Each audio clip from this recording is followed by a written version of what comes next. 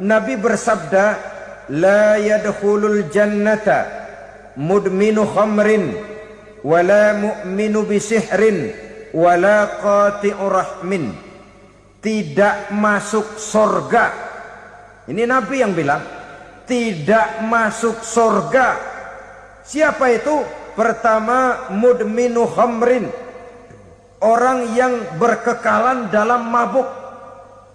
Selalu mudminun itu sudah menjadi perbuatan rutinnya, tidak kapok-kapoknya, teler seumur hidup.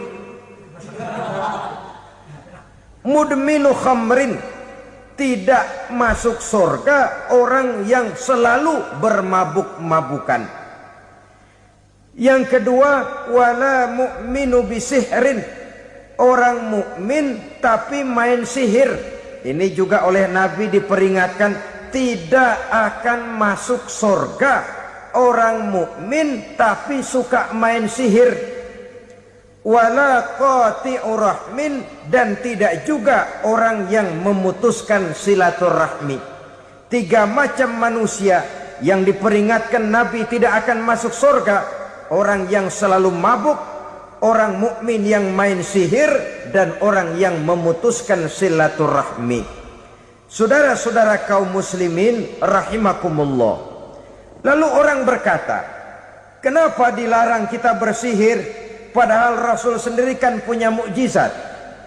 Nah, kita memang harus membedakan antara mukjizat dengan sihir. Dalam kehidupan agama kita kenal ada yang namanya mukjizat, ada yang namanya karomah atau keramat biasa diucapkan, ada yang namanya maunah, ada yang namanya irhas, ada juga yang namanya sihir. Kesemuanya ini berbeda, saudara-saudara.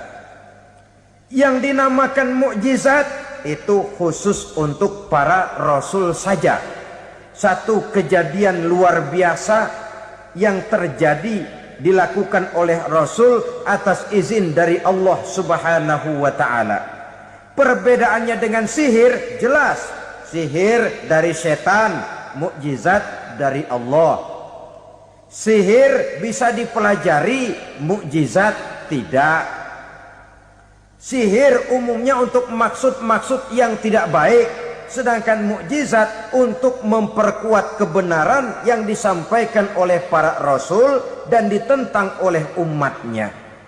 Bahkan kafir Quraisy dahulu menganggap orang-orang ahli sihir itu berada dalam satu posisi yang hina, sehingga mereka mengatakan dan menuduh Nabi Muhammad sebagai tukang sihir. Tuduhan sebagai tukang sihir adalah tuduhan yang sangat aib dan hina. Di tengah masyarakat kufar jahiliyah, kedudukan tukang sihir dipandang sebagai kedudukan yang hina, sehingga mereka mengejek Nabi dengan sebutan tukang sihir. Jadi mukjizat hanya untuk Rasul saja. Kemudian karomah.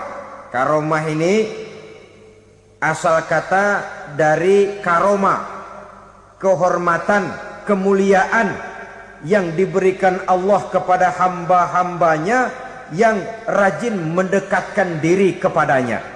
Oleh karena ketekunannya melaksanakan ibadah, Allah memberikan keistimewaan kepada orang itu, yang dengan keistimewaannya dia bisa mengerjakan yang tidak bisa dikerjakan oleh orang lain. Karomah hanya bisa dicapai dengan prestasi ibadah. 7 macam perkara yang merusak akidah dan keimanan, merusak amal perbuatan yang sudah kita kerjakan, merusak sendi-sendi kehidupan sosial, pendek kata merusak segala hal di dalam kehidupan kita. Jauhilah olehmu 7 macam perkara yang merusak.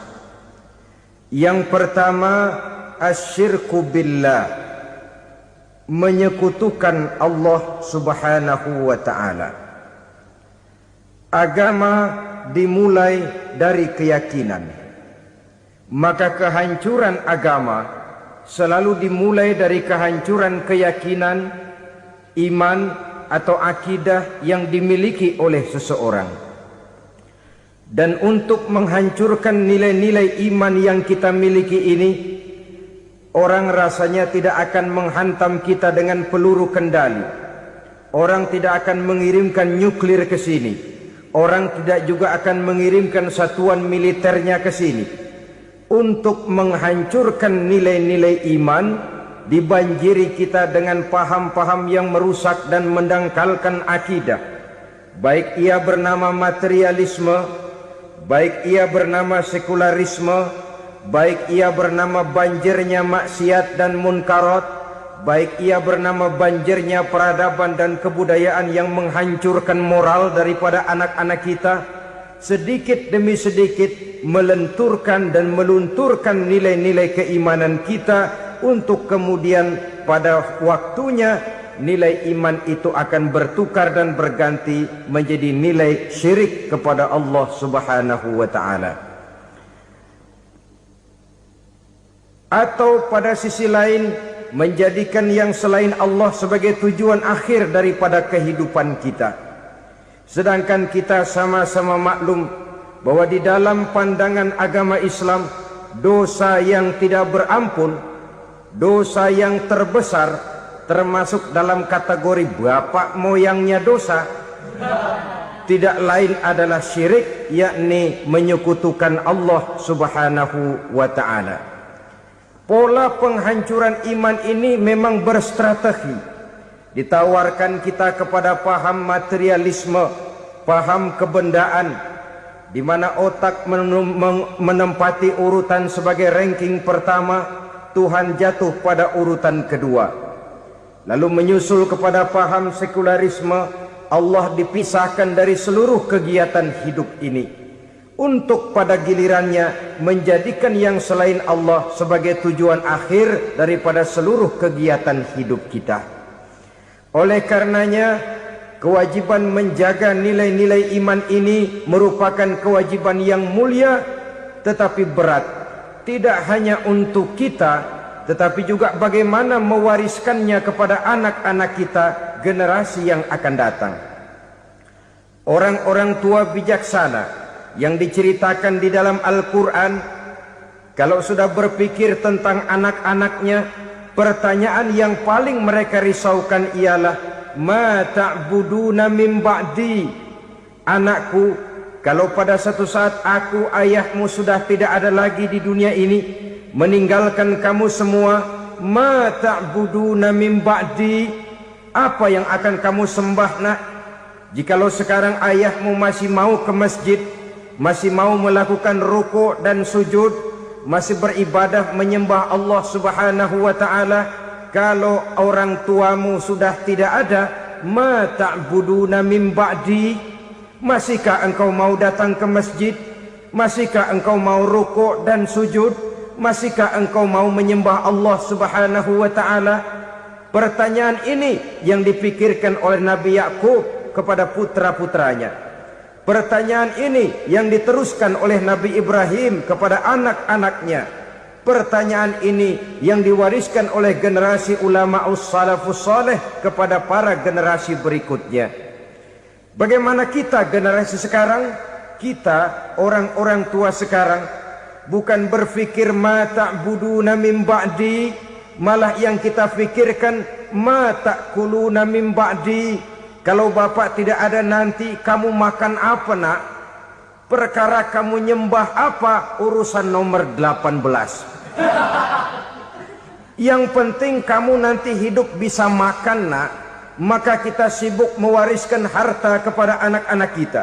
Kita sibuk mewariskan kebun dan tanah kepada anak-anak kita.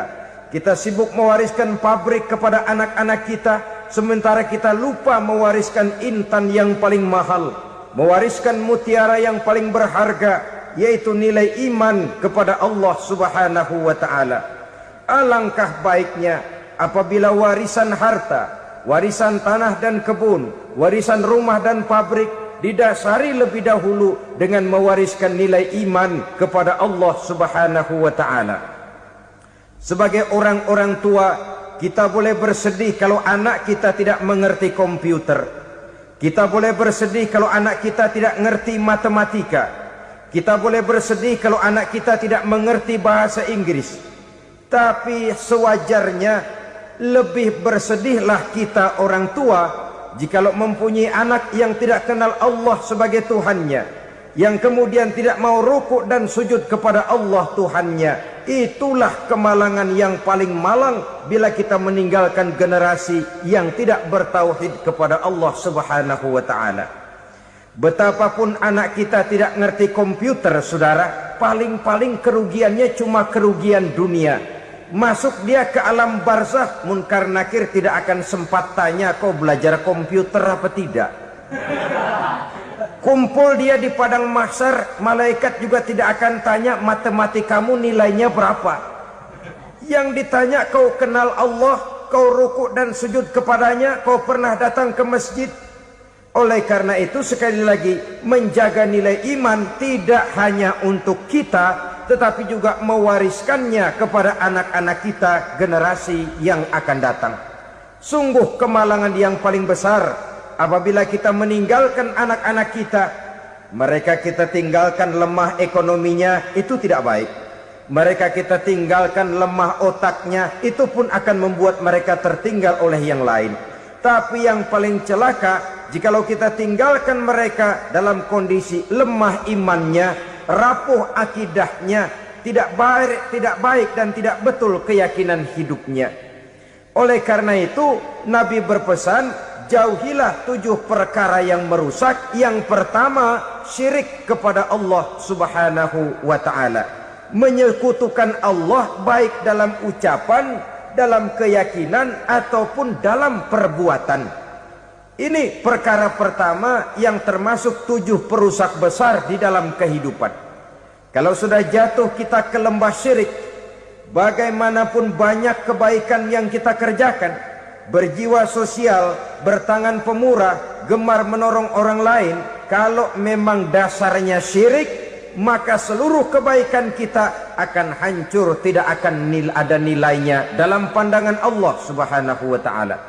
Dalam pandangan manusia mungkin kita dicatat sebagai orang sosial, gemar menolong orang lain, tidak berpangku tangan melihat orang yang mendapat kesulitan, tapi oleh karena dasarnya syirik, dasarnya tidak mentauhidkan Allah, maka seluruh nilai kebaikan yang kita kerjakan tidak akan ada nilainya dalam pandangan Allah Subhanahu wa taala. Maka jagalah iman kita jangan sampai dihinggapi penyakit syirik yang bagaimana kecilnya sekalipun. Sekali lagi, baik syirik dalam bentuk ucapan, syirik dalam bentuk keyakinan, sampai kepada syirik dalam bentuk perbuatan, kita berhindar kepada sifat-sifat yang sedemikian itu.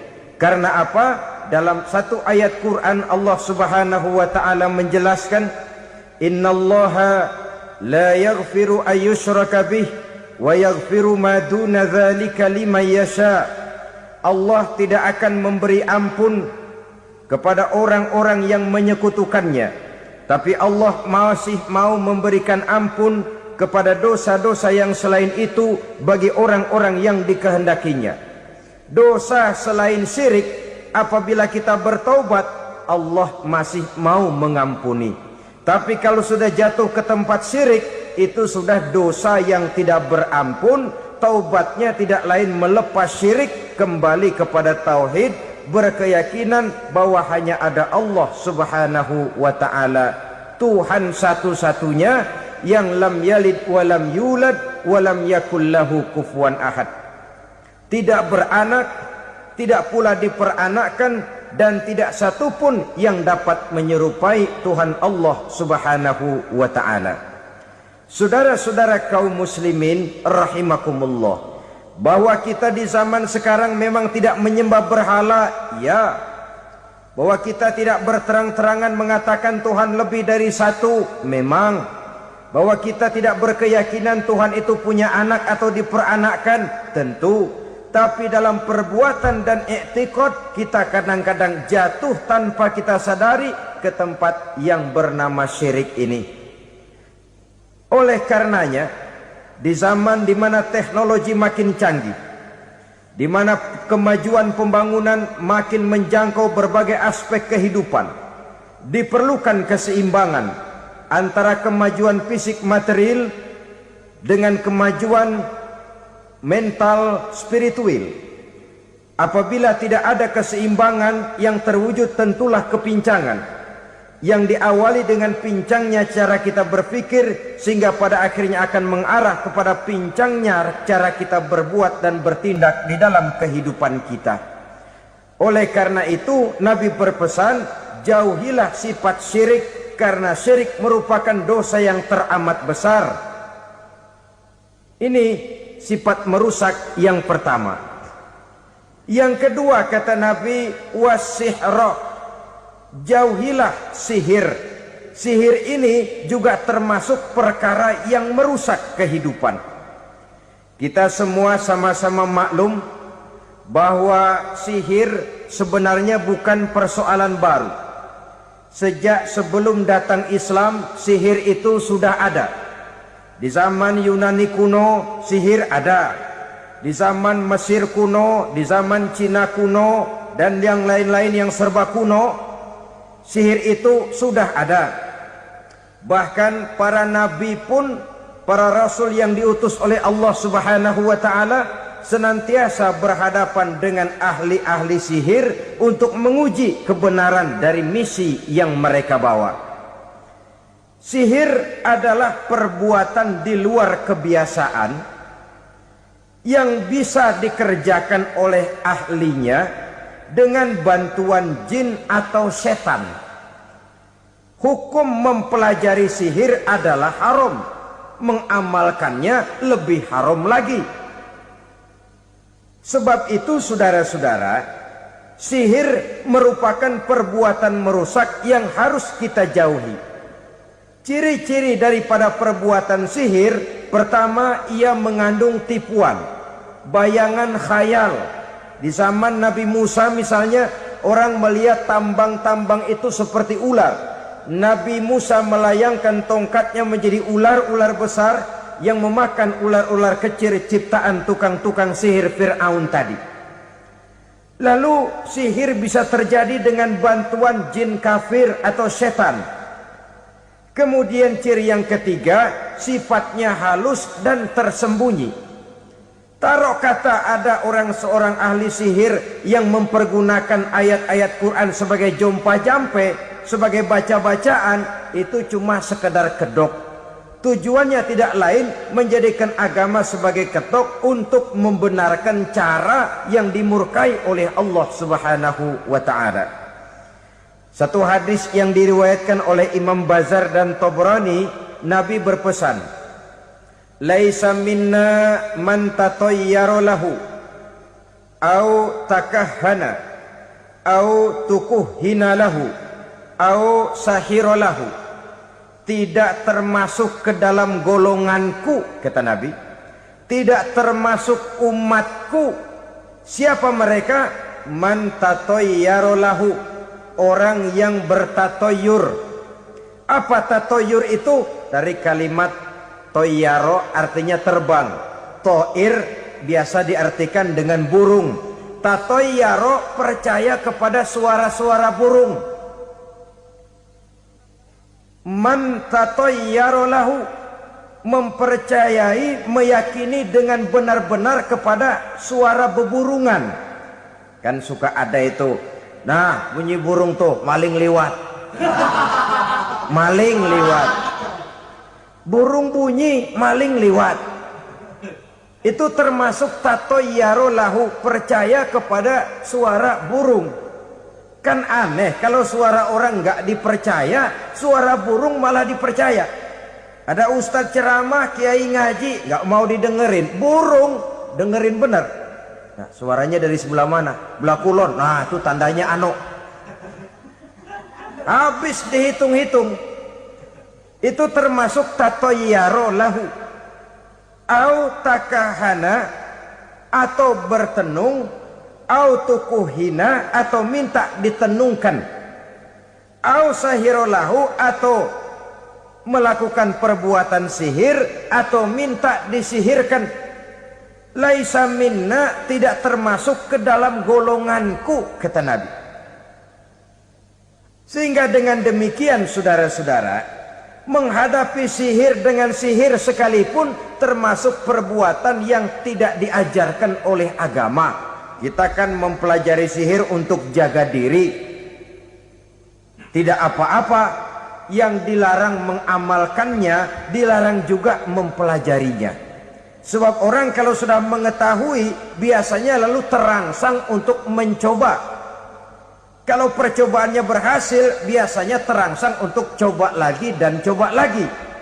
Pada akhirnya ketagihan, lalu beralih menjadi profesi, apalagi itu nanti bisa mendatangkan hasil uang. Saudara-saudara kaum muslimin rahimakumullah, kita manusia makhluk nyata, kita hidup di alam nyata, terikat oleh sunnatullah, causality. Oleh karenanya bagi kita keyakinan yang penuh, keikhlasan di dalam bertuhankan Allah, penyerahan diri sepenuhnya hanya kepadanya, itu sudah merupakan obat penangkal yang sangat ampuh agar kita tidak terkena penyakit-penyakit yang dibuat oleh setan dan para pembantunya. Sehingga beberapa ayat Quran mengajarkan, misalnya a'udzu bikalimatillahi tammati min syarri ma khalaq, atau bismillazi la yadurru ma'asmihi syai'un fil ardi wala fis sama, dengan menyebut nama Allah yang tidak bisa mendatangkan bahaya sedikit pun, dari baik yang datang dari langit maupun yang datang dari bumi. Jiwa yang kosong dari keyakinan yang penuh kepada Allah, jiwa yang penuh was-was dan ragu-ragu, itu yang mudah terserang oleh penyakit-penyakit yang dikerjakan oleh para tukang-tukang sihir, yaitu oleh setan dan seluruh para pembantunya. Kemudian hadis kedua yang diriwayatkan oleh Imam Ibnu Hibban, Nabi bersabda, la yadkhulul jannata mudminu khamrin wala mu'minu bisihrin wala qati'u rahmin. Tidak masuk surga. Ini Nabi yang bilang, tidak masuk surga. Siapa itu? Pertama, mudminu khamrin, orang yang berkekalan dalam mabuk. Selalu mudminun itu sudah menjadi perbuatan rutinnya, tidak kapok-kapoknya, teler seumur hidup. Mudminu khamrin, tidak masuk surga orang yang selalu bermabuk-mabukan. Yang kedua, wala mu'minu bisihrin, orang mukmin tapi main sihir. Ini juga oleh Nabi diperingatkan, tidak akan masuk surga orang mukmin tapi suka main sihir. Wala qati'u rahmin, dan tidak juga orang yang memutuskan silaturahmi. Tiga macam manusia yang diperingatkan Nabi tidak akan masuk surga: orang yang selalu mabuk, orang mukmin yang main sihir, dan orang yang memutuskan silaturahmi. Saudara-saudara kaum muslimin rahimakumullah. Lalu orang berkata, kenapa dilarang kita bersihir padahal Rasul sendiri kan punya mukjizat? Nah, kita memang harus membedakan antara mukjizat dengan sihir. Dalam kehidupan agama kita kenal ada yang namanya mukjizat, ada yang namanya karomah atau keramat biasa diucapkan, ada yang namanya maunah, ada yang namanya irhas, ada juga yang namanya sihir. Kesemuanya ini berbeda, saudara-saudara. Yang dinamakan mukjizat itu khusus untuk para rasul saja. Satu kejadian luar biasa yang terjadi dilakukan oleh Rasul atas izin dari Allah Subhanahu wa ta'ala. Perbedaannya dengan sihir jelas. Sihir dari setan, mukjizat dari Allah. Sihir bisa dipelajari, mukjizat tidak. Sihir umumnya untuk maksud-maksud yang tidak baik, sedangkan mukjizat untuk memperkuat kebenaran yang disampaikan oleh para rasul dan ditentang oleh umatnya. Bahkan kafir Quraisy dahulu menganggap orang-orang ahli sihir itu berada dalam satu posisi yang hina, sehingga mereka mengatakan dan menuduh Nabi Muhammad sebagai tukang sihir. Tuduhan sebagai tukang sihir adalah tuduhan yang sangat aib dan hina. Di tengah masyarakat kufar jahiliyah, kedudukan tukang sihir dipandang sebagai kedudukan yang hina, sehingga mereka mengejek Nabi dengan sebutan tukang sihir. Jadi mukjizat hanya untuk Rasul saja. Kemudian karomah. Karomah ini asal kata dari karoma, kehormatan, kemuliaan yang diberikan Allah kepada hamba-hambanya yang rajin mendekatkan diri kepadanya.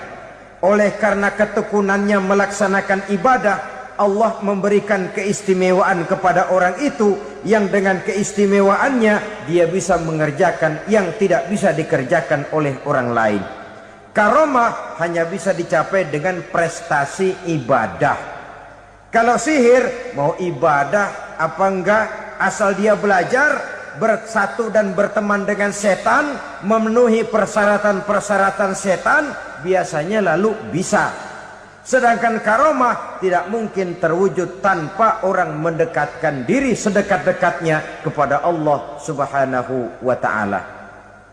Maka kita lihat biasanya orang-orang yang punya ilmu sihir, mukanya rata-rata nggak enak dilihat. Kumuh, jauh dari air wudhu, jauh dari sujud kepada Allah, malah berteman dengan setan, menjadi pelayan-pelayannya setan. Saudara-saudara, adapun maunah, keistimewaan yang diberikan Allah kepada hamba-hambanya yang belum sampai kepada tingkat wali, tapi orang itu lebih banyak kebaikannya daripada kesalahannya. Umpamanya, saudara jalan bertiga di pinggir jalan, saudara ada pada posisi di tengah, lalu bertiga ini ketabrak mobil. Menurut perhitungan saudara mati lebih dahulu, tapi terjadi hal yang aneh, dua teman saudara mati, saudara malah cuma luka dan lecet sedikit saja.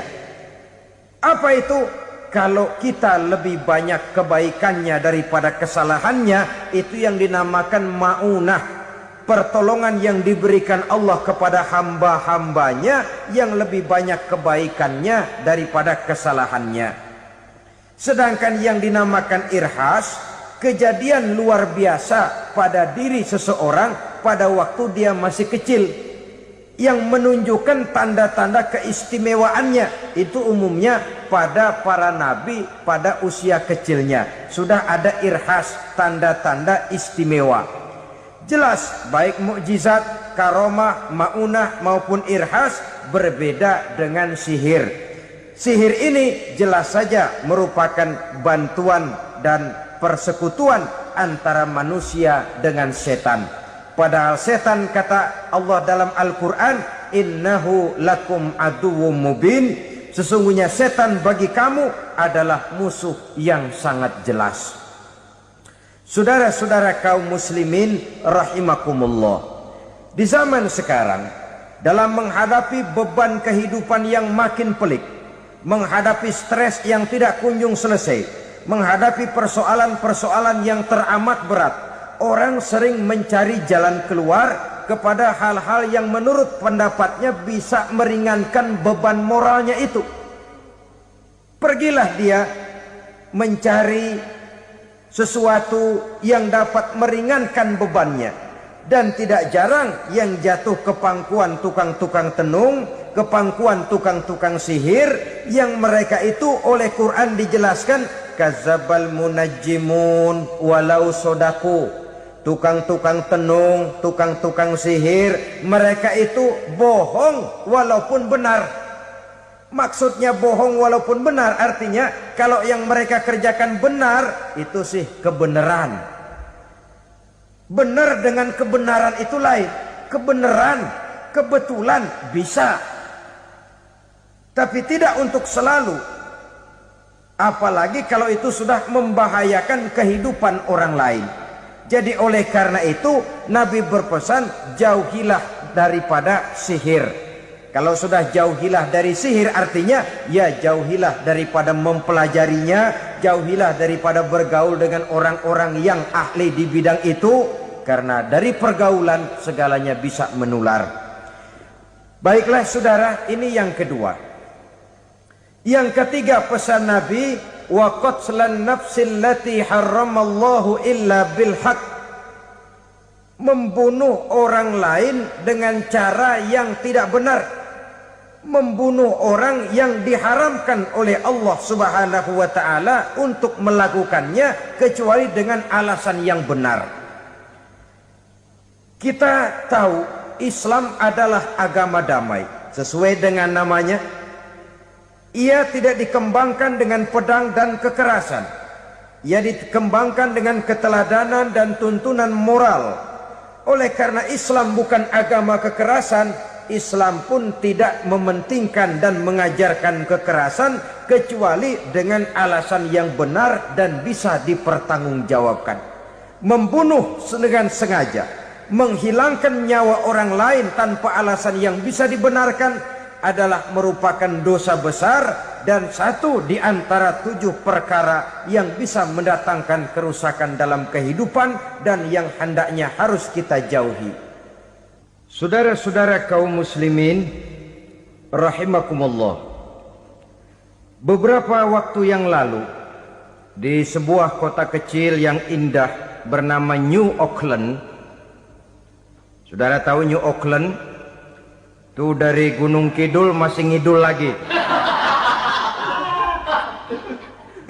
Pernah diadakan satu seminar yang membicarakan bagaimana menyelamatkan masyarakat manusia dari bahaya Perang Dunia Ketiga. Diperkirakan kalau terjadi Perang Dunia Ketiga, manusia tidak akan tersisa. Sebab apa? Pada waktu itu, cadangan nuklir yang dimiliki oleh bersama Amerika dan Rusia konon sudah sanggup memusnahkan 6 miliar manusia pada saat jumlah manusia baru 5 miliar. Jadi kelebihan nuklir dunia ini. Kalau terjadi Perang Dunia Ketiga, sulit manusia untuk tersisa. Maka dibahaslah di dalam seminar itu, wah, supaya tidak terjadi Perang Dunia Ketiga, maka perlombaan membuat senjata-senjata canggih, alat-alat pembunuh modern harus segera dibatasi. Dibahas, tidak mungkin kita membatasi perlombaan membuat senjata. Kenapa?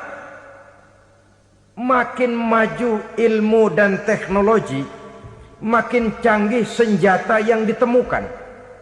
Atom sudah meningkat menjadi nuklir, nuklir sudah meningkat menjadi neutron, dan kita tahu bom yang bernama neutron ini bom yang cukup membunuh tanpa perlu merusak. Artinya kalau dia diledakkan di kota kita ini, bangunan utuh, jembatan tidak ambruk, rumah-rumah tetap berdiri, tapi semua yang bernama hidup mati. Itu katanya lebih sopan dari bom atom. Sebab kalau si atom ini sudah membunuh, merusak pula. Neutron cukup membunuh saja tanpa perlu merusak. Jadi majunya senjata-senjata teknologi sebagai akibat yang logis dari kemajuan ilmu pengetahuan ini tidak bisa kita batasi. Dan memang sebenarnya yang bahaya bukan senjatanya, tapi manusia yang mengendalikan senjata itu. Mereka kembali kepada prinsip the man behind the gun. Bukan senjatanya yang bahaya, tapi manusia yang mengendalikan senjata itu yang bahaya. Walaupun senjatanya modern, katakanlah model M16 umpamanya, Kalau yang mengendalikannya orang beriman, insya Allah aman. Tapi biar megang cuma senapan angin, kalau yang megang orang brutal, ngeri kita deket-deket. Apalagi kalau memang bukan ahlinya menggunakan senjata, bisa ngeker kaki kena jidat.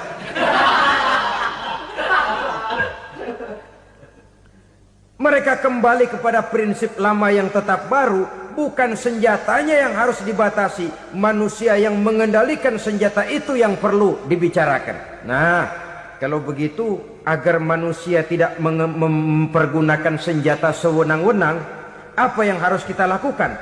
Ya, manusianya harus bermoral. Ya, tapi moral yang mana? Di dunia ini banyak ajaran tentang moral. Itu pun mudah saja. Di sini kan kita undang saja ahli dari berbagai agama untuk membicarakan konsep perdamaian menurut agamanya masing-masing. Baik, setuju itu? Setuju. Maka tampillah para ahli agama, mereka kembali kepada prinsip moral daripada konsep yang terkandung di dalam ajaran agama untuk menegakkan perdamaian. Mula-mula naiklah ahli dari agama Hindu, dibacakan konsep perdamaian menurut ajaran agama Hindu, bahwa untuk damai manusia harus meninggalkan nafsu keduniaannya, menempuh samsara dan sebagainya untuk mencapai nirwana, menjauhi kemegahan dan kemewahan dunia. Ini lalu dibahas, rasanya juga tidak mungkin ini. Kemudian dari agama Nasrani, bahwa untuk damai manusia harus menciptakan sifat kasih sayang. Kalau ditampar pipi kiri, berikan pipi yang kanan. Kalau diberikan selendang, berikan baju. Nanti orang kasihan, lalu dia tidak akan nampar lagi. Ketika ini dibahas, ternyata rasanya pun tidak mungkin bisa diterima. Karena apa? Di zaman sekarang orang ditampar pipi kiri, dikasih pipi kanan. Bukan kasihan, gemes. Damai belum tentu, bonyok udah jelas. Lalu ketika dibacakan konsep perdamaian menurut Quran, di mana disampaikan ayat wa jazaa'u sayyi'atin sayyi'atun misluha faman afa wa aslaha fa ajruhu 'ala Allah. Balasan terhadap satu kejahatan adalah kejahatan yang seimbang. Tetapi barang siapa yang memberi maaf dan mencari jalan damai, itulah yang terbaik dan akan mendapat pahala dari Allah Subhanahu wa ta'ala. Kamu tidak salah ditampar pipi kirimu, tampar lagi pipi kirinya sekeras dia menampar pipi kirimu. Nanti orang tidak mau menampar kita karena dia tahu kalau dia tampar kita, dia akan menderita tamparan sekeras dia menampar kita. Akan terjadilah prinsip saling hormat menghormati, tidak saling ganggu, tidak saling usil, tidak saling jahil. Atas dasar ini perdamaian bisa ditegakkan. Mereka bisa menerima konsep ini, tapi kemudian seminar ditutup tanpa satu keputusan resmi. Kenapa? Terus terang mereka kagum dengan konsep Islam, tapi sentimen lama terhadap nilai-nilai Islam telah menutup mata mereka untuk menerima kebenaran dari ajaran Al-Quranul Karim. Saudara-saudara kaum muslimin rahimakumullah, kembali kita kepada persoalan pokok. Roh adalah dari Allah. Dia akan kembali kepada Allah, milik mutlak dari Allah. Tidak pantas kita merampasnya dari orang lain. Tidak wajar kita menghilangkannya tanpa alasan yang dibenarkan oleh agama. Di zaman sekarang, akibat persaingan hidup yang makin tajam, lapangan kerja yang makin sulit, tensi ekonomi yang makin tinggi, atau karena nilai moral yang makin rendah, atau juga karena rapuhnya pegangan orang kepada agama, nyawa rasanya sudah sedemikian murahnya. Berbagai kasus membuat berdiri bulu roma kita. Ada mayit, ada manusia dipotong 6, dicincang macam kambing. Ada yang dipotong 5, ada yang dipotong 13, dikardusin, dibuang ke tempat sampah. Inna lillahi wa inna ilaihi raji'un. Gejala apa ini? Kanibalisme. Manusia sudah demikian sadisnya, manusia sudah sedemikian buasnya, sehingga sesama manusia diperlakukan seperti hewan. Padahal hewan sendiri belum pernah macan makan macan, bagaimanapun buasnya macan. Belum pernah serigala memakan serigala, bagaimanapun brutalnya serigala. Tetapi manusia makan manusia di zaman sekarang kadang jadi kenyataan dalam kehidupan kita. Kadang persoalannya remeh saja. Soal uang 200 perak, pisau bicara, nyawa melayang. Soal rokok sebatang, celurit bicara, nyawa melayang. Soal-soal yang sama sekali tidak prinsip, begitu mudah kita menghilangkan nyawa orang lain.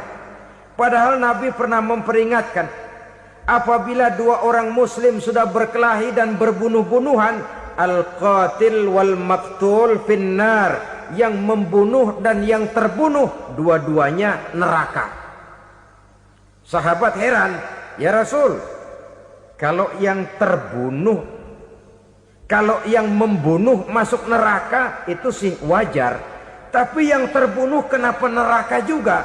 Beliau menjawab, dua-duanya sudah punya niat untuk saling membunuh. Niatnya itu yang diponten. Yang terbunuh cuman lagi apes aja, keduluan dia.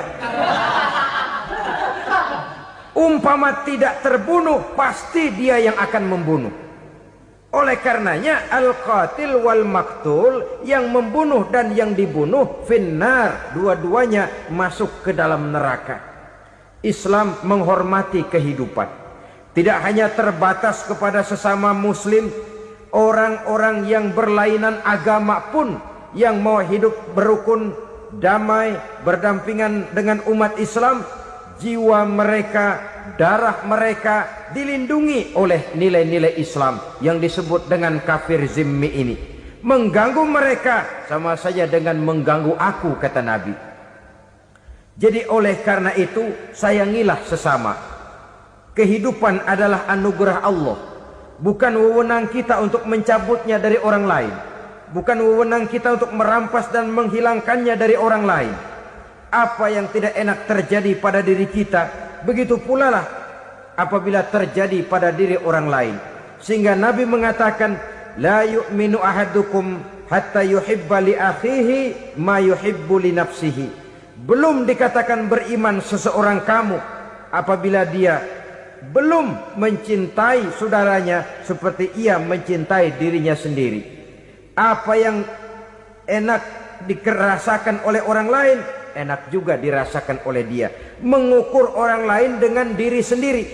Kalau orang lain tanpa salah saya fitnah, kalau saya tanpa salah difitnah orang, enak apa enggak? Enggak, orang lain juga begitu. Kalau orang lain tanpa salah saya tempeleng kepalanya, enak apa tidak? Tidak. Orang lain juga begitu. Yang tidak enak terjadi pada diri kita, tentu tidak enak juga kalau terjadi pada orang lain. Mengukur orang lain dengan diri sendiri, sehingga tidak timbul sifat egois, tidak menari di atas bangkai orang lain, tidak mendirikan kebahagiaan di atas untayan air mata orang lain. Sehingga dengan demikian saudara-saudara, dia bisa menghormati kehidupan, menghormati orang lain sebagaimana dia ingin dihormati. Inilah perbuatan ketiga yang merusak, membunuh orang lain dengan yang diharamkan Allah tanpa alasan yang benar. Yang ketiga. Kemudian yang keempat, perbuatan merusak wa aklar riba, makan riba. Hidup adalah tolong menolong. Bahasa kerennya take and give katanya.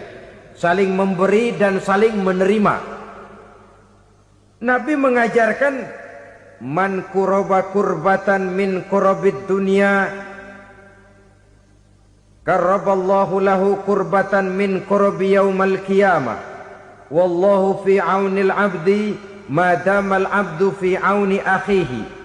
Siapa yang meringankan beban dari beban-beban yang dirita seseorang di dalam kehidupan dunia, Allah akan meringankan bebannya daripada beban-beban yang harus dipikulnya di hari kiamat nanti.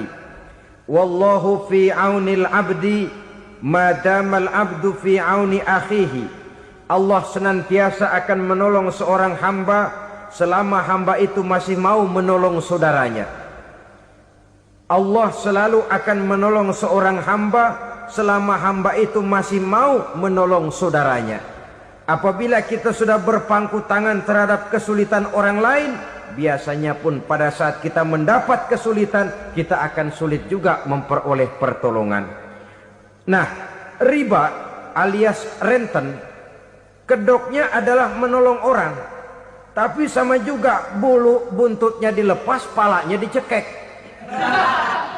Menolong orang pada akhirnya menjadi beban bagi seseorang, dan memang mencari orang-orang yang berada dalam posisi kesulitan.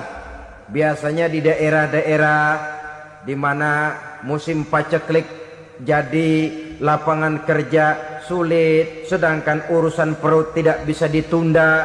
Akhirnya orang terjebak ke dalam rentenir, ke dalam riba, ke dalam renten. Bunga berbunga, sehingga satu saat jumlah bunganya bisa lebih besar dari jumlah pinjaman pokoknya. Kemudian kalau juga ternyata tidak bisa dibayar, rumah jadi taruhan. Memang rumah satu-satunya, begitu rumah ditarik mulain camping. Bukankah pada akhirnya akan mewariskan kesengsaraan?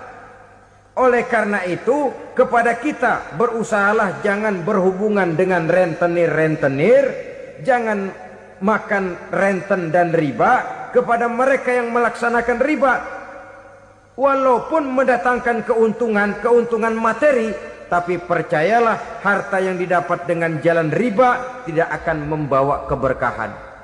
Manakala tidak membawa keberkahan, dia tidak akan mendatangkan ketenangan di dalam kehidupan kita. Oleh karenanya, memakan harta riba termasuk perbuatan yang merusak sendi-sendi kehidupan sosial, merusak kehidupan orang lain, merusak kehidupan masyarakat, tetangga, pergaulan dan sebagainya. Yang kelima, wa akla malil yatim, memakan harta anak yatim dengan cara yang zalim. Nih, memang lezat. Anak yatim itu nggak tahu urusan apa-apa. Kita diamanahkan untuk mengurusinya. Kadang-kadang dibentuklah panitia penyantunan yatim piatu. Yatimnya mah tetap kelaparan, panitianya yang pada gendut.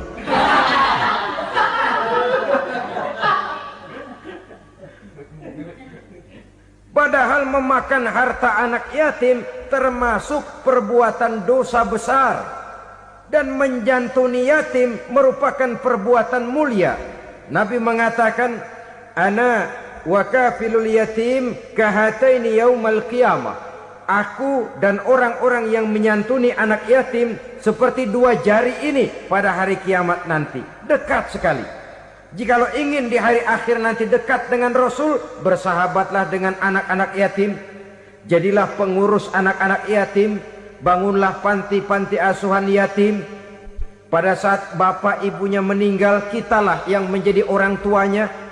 Bahkan sedemikian besar perhatian Islam terhadap anak-anak yatim ini, sehingga Quran memberikan peringatan, ara'aital ladzi yukadzibu biddin fadzalikal ladzi yad'ul yatim wa la yahuddu ala ta'amil miskin. Tahukah kamu siapa orang yang mendustakan agama? Beragama tapi dianggap dusta, solatnya dusta, puasanya dusta, karena agamanya sudah berdusta. Siapa mereka? Fazalikal ladzi yad'ul yatim, orang yang menyia-nyiakan anak yatim.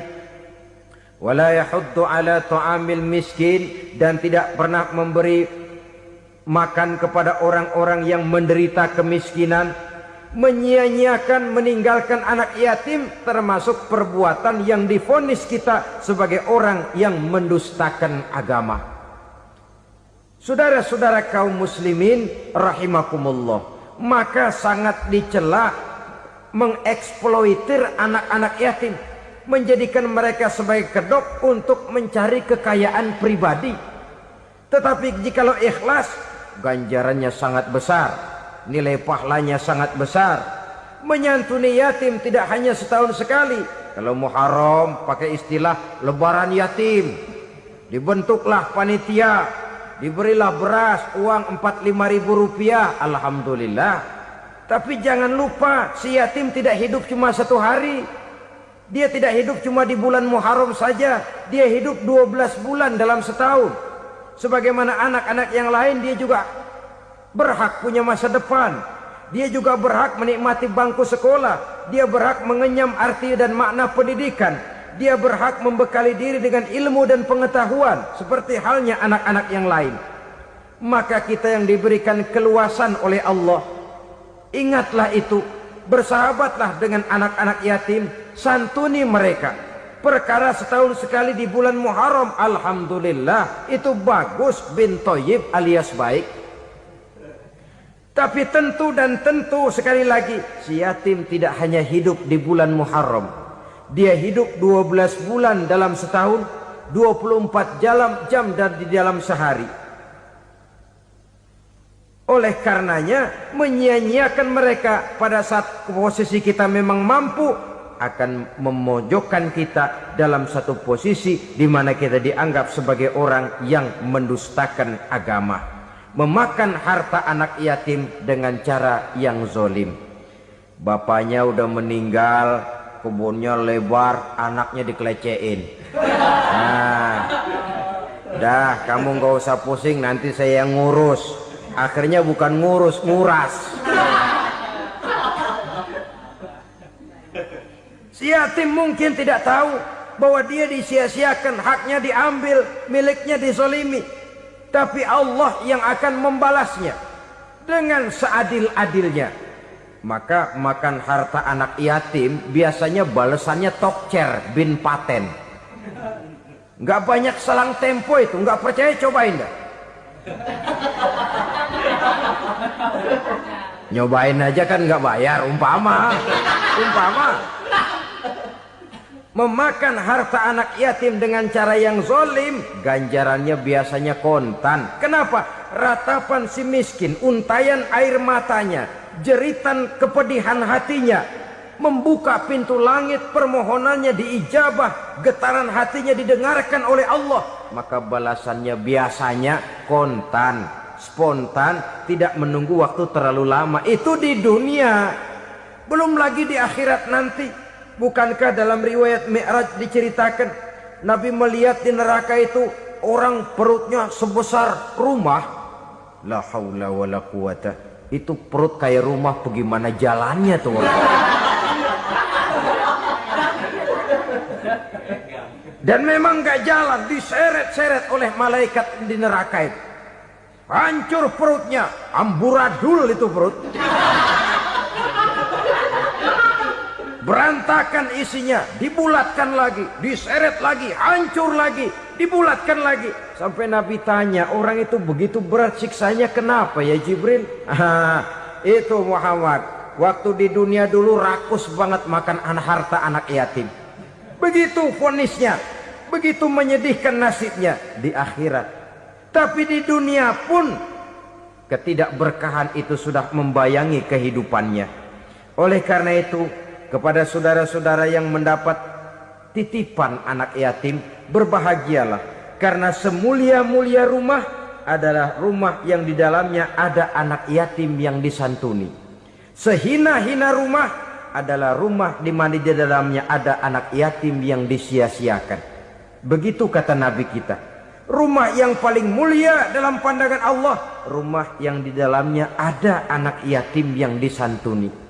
Rumah yang paling hina dalam pandangan Allah, rumah yang di dalamnya ada anak yatim yang nasibnya disia-siakan. Berbahagialah saudara apabila menjadi penyantun anak-anak yatim, pelindung mereka, sehingga mereka mempunyai masa depan sebagaimana anak-anak lainnya. Rasulullah sendiri sedemikian peka terhadap keadaan anak-anak yatim karena beliau sendiri memang mengalami. Umur 6 bulan dalam kandungan ibu, beliau sudah ditinggalkan oleh ayahnya. Pada saat berusia 6 tahun, ibu sudah meninggal. Yatim piatu dalam usia di mana beliau sedang perlu belas kasih seorang ibu dan pengertian seorang bapa. Kepekaan itu lalu timbul, bahkan kemudian sampai kepada beliau berkata, aku dan orang yang menyantuni anak yatim seperti jari tengah dan jari telunjuk di hari akhirat nanti. Sedemikian dekatnya. Baiklah ya, jadi yang kelima, memakan harta anak yatim. Jauhi, karena ini perbuatan yang merusak.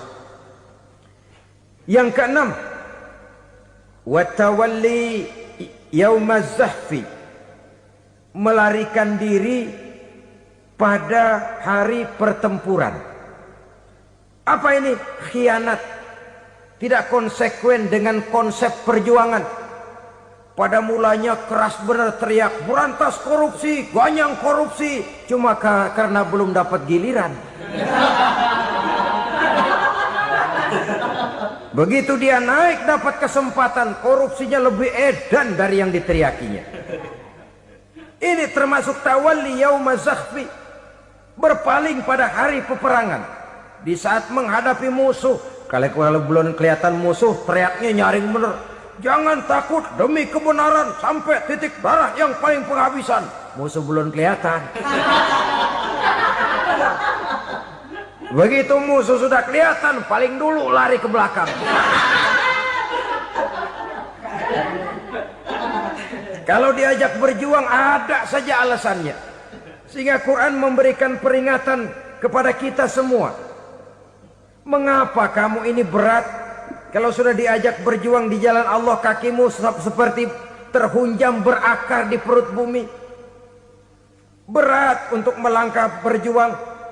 Lari dari pertempuran tidak konsekuen dengan konsepsi perjuangan. Mau enaknya saja. Dalam kondisi yang sulit lalu berpangku tangan.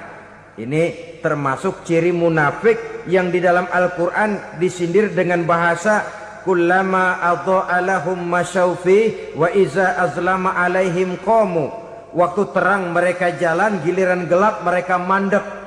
Artinya, maksudnya, kalau giliran ada untungnya aja, rame-rame teriak Islam.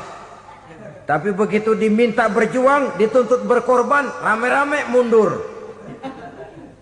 Waktu dilihat di Islam ada untungnya, rame-rame teriak Islam. Pak, saya Islam banget, Pak. KTP saya Islam, Pak. Pokoknya Islam banget dah. Tapi ketika diminta berjuang, dituntut sedikit berkorban, rame-rame mengundurkan diri. Tahun 65 PKI berontak. Waduh, waktu itu jadi orang Islam untung itu. Nggak dikejar-kejar, aman. Masjid rame, mobil-mobil mewah parkir di depan musola dan masjid. Kenapa? Waktu itu asal udah ke masjid aman. Islam selamat, untung. Tapi begitu keadaan aman, yang parkir di musola sepeda butut melulu.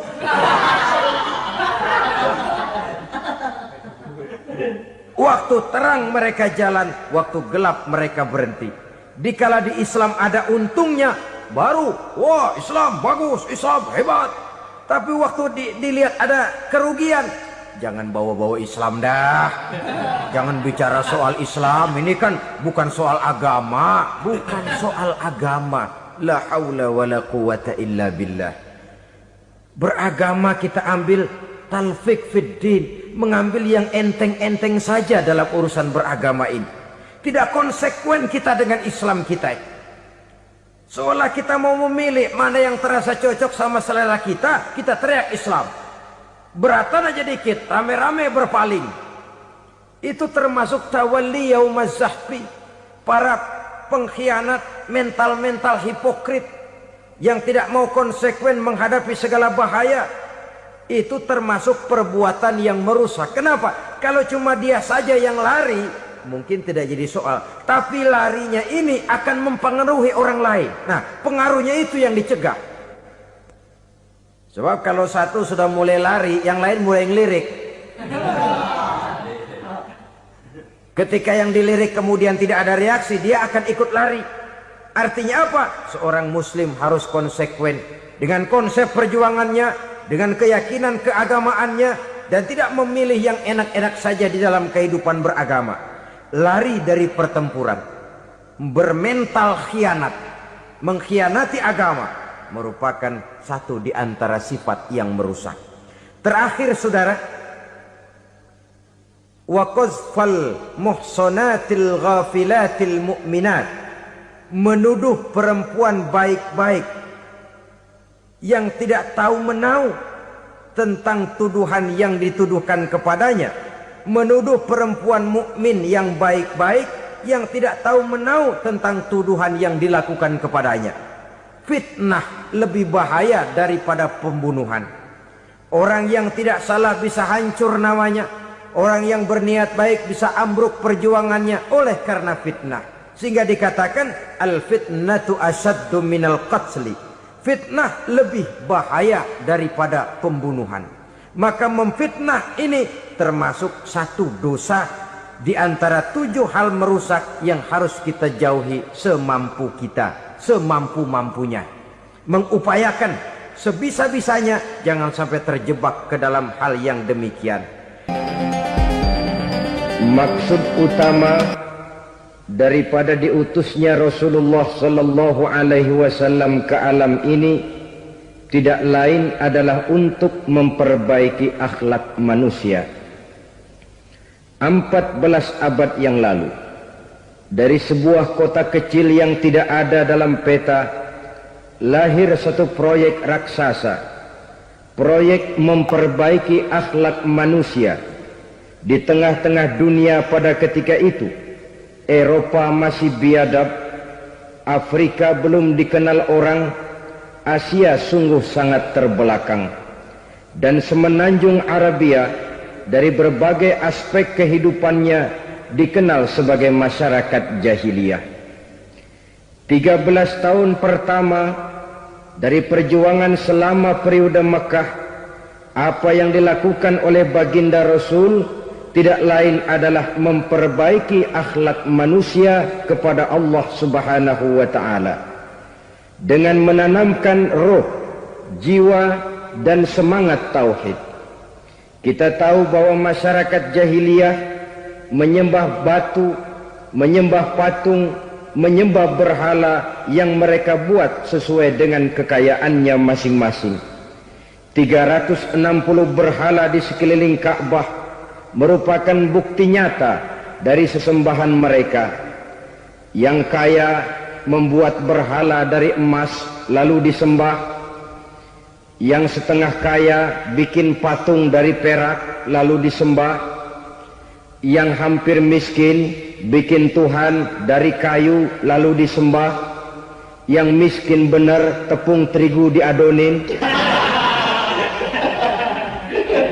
lalu dibentuk seperti wujud seseorang kemudian disembah. Dan apabila selesai nyembah perutnya terasa lapar, Tuhannya habis dipretelin. Sepanjang sejarah kemanusiaan cuma masyarakat jahiliyah saja yang sampai makan Tuhan. Sesadis-sadisnya bangsa Indonesia belum pernah sampai makan Tuhan. Maka menghadapi manusia seperti ini, yang pertama dilaksanakan oleh Rasul memperbaiki akhlak mereka kepada Allah. Menanamkan la ilaha illallah, bahwa tidak ada Tuhan yang perlu disembah selain daripada Allah Subhanahu wa ta'ala. Ini hakikatnya merupakan inti daripada ajaran rasul-rasul terdahulu. Kenapa? Seluruh rasul bersumber dari satu sumber yang sama, yaitu dari Allah Subhanahu wa ta'ala. Maka prinsip ajaran ketuhanan yang mereka bawa tentu saja sama. Nabi Adam mengajarkan la ilaha illallah, Nabi Nuh mengajarkan la ilaha illallah, cuma tentu sambungannya Nuh Rasulullah. Nabi Ibrahim mengajarkan la ilaha illallah, Ibrahim Rasulullah. Nabi Musa mengajarkan la ilaha illallah, Musa Rasulullah. Bahkan Nabi Isa mengajarkan la ilaha illallah, Isa Rasulullah. Dan Nabi Muhammad mengajarkan la ilaha illallah, Muhammadur Rasulullah. Akhlak manusia kepada Allah dengan menanamkan tauhid. Jadi kalau ingin berakhlak yang benar kepada Allah, jaga tauhid, pegang teguh akidah. Saudara-saudara kaum muslimin rahimakumullah, Lawan daripada tauhid adalah kufur. Kufur bisa dua, bisa kufur iman, bisa kufur nikmat. Kufur itu sifatnya, kafir itu orangnya. Ada orang kufur iman, dan ini merusak akhlak kepada Allah Subhanahu wa ta'ala. Kufur iman itu kadang-kadang bentuknya syirik, orangnya disebut musyrik. Kufur iman itu kadang-kadang bentuknya nifaq, orangnya disebut munafik. Kufur iman itu kadang-kadang bentuknya riddah, orangnya disebut murtad. Ini merupakan jenis daripada kufur-kufur iman dan tergelincirnya manusia daripada akhlak kepada Allah Subhanahu wa ta'ala. Benar, di zaman sekarang kita tidak menyembah berhala. Memang di zaman sekarang kita tidak menyembah patung. Iya, kita tidak berkeyakinan Tuhan lebih dari satu. Tapi kadang-kadang akhlak kita kepada Allah sering lentur dan luntur, sering bergoyang dan tergoncang, sering kena erosi dan polusi. Bahwa kita tidak menyembah Latta, Uzza, Manat dan Hubal seperti masyarakat jahiliyah dahulu, memang. Tapi Latta zaman sekarang, Uzza zaman sekarang, Manat dan Hubal di zaman sekarang, berhala-berhala di abad kita sekarang ini, kadang-kadang bernama harta, kadang-kadang bernama wanita, kadang-kadang bernama tahta, mungkin juga bernama Toyota. Sesuatu yang lebih kita agungkan daripada Allah, menjelmalah dia menjadi berhala-berhala di zaman kita sekarang ini. Manakala kita di kantor sudah lebih takut kepada kepala bagian kita daripada kepada Allah, maka Tuhan kita barangkali adalah kepala bagian kita. Manakala kita sudah lebih takut kepada manusia daripada kepada Allah, bergeserlah akhlak kita kepada Allah, mengagungkan manusia dan menomorduakan Allah. Maka di zaman sekarang akhlak kita kepada Allah sering kena erosi, sering kena polusi. Mungkin karena sulitnya lapangan kerja, tingginya tensi ekonomi, persaingan hidup yang makin tajam, sulitnya mencari lapangan kerja, orang kadang-kadang nekat, sedikit pertimbangan picik, pandangan, mudah melakukan potong kompas, sehingga terjadilah perbuatan-perbuatan yang memelencengkan akhlak kita kepada Allah Subhanahu wa ta'ala. Kadang-kadang terjebak mempercayai selain daripada Allah. Kadang-kadang terjebak di dalam mengagungkan yang selain daripada Allah lebih dari yang seharusnya. Terkenalah akhlak kita kepada Allah jaringan-jaringan erosi dan polusi. Kufur sebagai lawanan daripada tauhid merupakan sifat daripada orang yang tidak berakhlak kepada Allah. Bentuknya pertama bisa syirik. Syirik itu artinya meyakini ada Tuhan lain selain daripada Allah. Itu yang namanya syirik. Jadi percaya Tuhan ada, cuman Tuhannya kelebihan. Itu yang disebut syirik, dan itu merupakan cerminan dari akhlak yang rusak kepada Allah Subhanahu wa ta'ala. Berkeyakinan Tuhan lebih dari satu, berkeyakinan bahwa Tuhan itu beranak atau diperanakkan, atau mengagungkan sesuatu sama dengan Allah, atau menjadikan yang selain Allah sebagai tujuan akhir daripada perjalanan kehidupan ini, maka itu sudah terjebak kita dalam musyrik. Dan syirik satu dosa yang tidak berampun. Bahasa kasarnya, yang namanya syirik itu jenis bapak moyangnya dosa. Saudara-saudara, sebab itu saya pesan, kalau memang terpaksa, biasanya yang tinggal di kota-kota besar itu kalau tidak kepengen dosa kan susah. Kalau terpaksa harus bikin dosa, cari yang kecil-kecil saja, yang kira-kira taubatnya gampang. Umpamanya pulang sholat Jumat nukar sendal, umpama yaitu jelas dosa. Tapi dosa yang taubatnya agak mudah. Jangan sampai terjebak ke dalam syirik, menyekutukan Allah. Kalau sudah menyekutukan Allah, Allah dimadu, murka benar Allah kepada kita. Innallaha la yaghfiru ayyushraka bih wa yaghfiru ma duna dzalika liman yasha. Allah tidak akan memberi ampun kepada orang yang menyekutukannya dengan sesuatu, tapi Allah mau mengampunkan dosa yang selain itu bagi orang yang dikehendakinya. Jadi orang-orang yang sudah terjebak syirik, menyekutukan Allah, meyakini ada Tuhan lain selain daripada Allah, meyakini Tuhan beranak atau diperanakkan, bagaimanapun baiknya mereka di dunia, bagaimanapun sosial jiwanya, bagaimanapun pemurah tangannya memberikan santunan dan pertolongan kepada orang lain, kalau sudah syirik, seluruh nilai kebaikannya akan tidak ada gunanya lagi, karena tidak ada tempat nilai kebaikan itu bergantung. Sedangkan kita berbuat baik agar diterima oleh Allah. Kalau Allahnya marah kepada kita, siapa yang akan menerima nilai kebaikan itu sendiri? Ini bentuk yang pertama. Yang nyata-nyata menyembah berhala, syirik. Yang nyata-nyata beriktikad Tuhan lebih dari satu, syirik. Atau yang tersamar. Yang tersamar itu yang sering jadi penyakit kita. Saya sejak ada perkutut ini di rumah, perkutut. Saudara-saudara, yang merusak akhlak kepada Allah, yang merusak tauhid setelah syirik, bisa juga berbentuk nifak.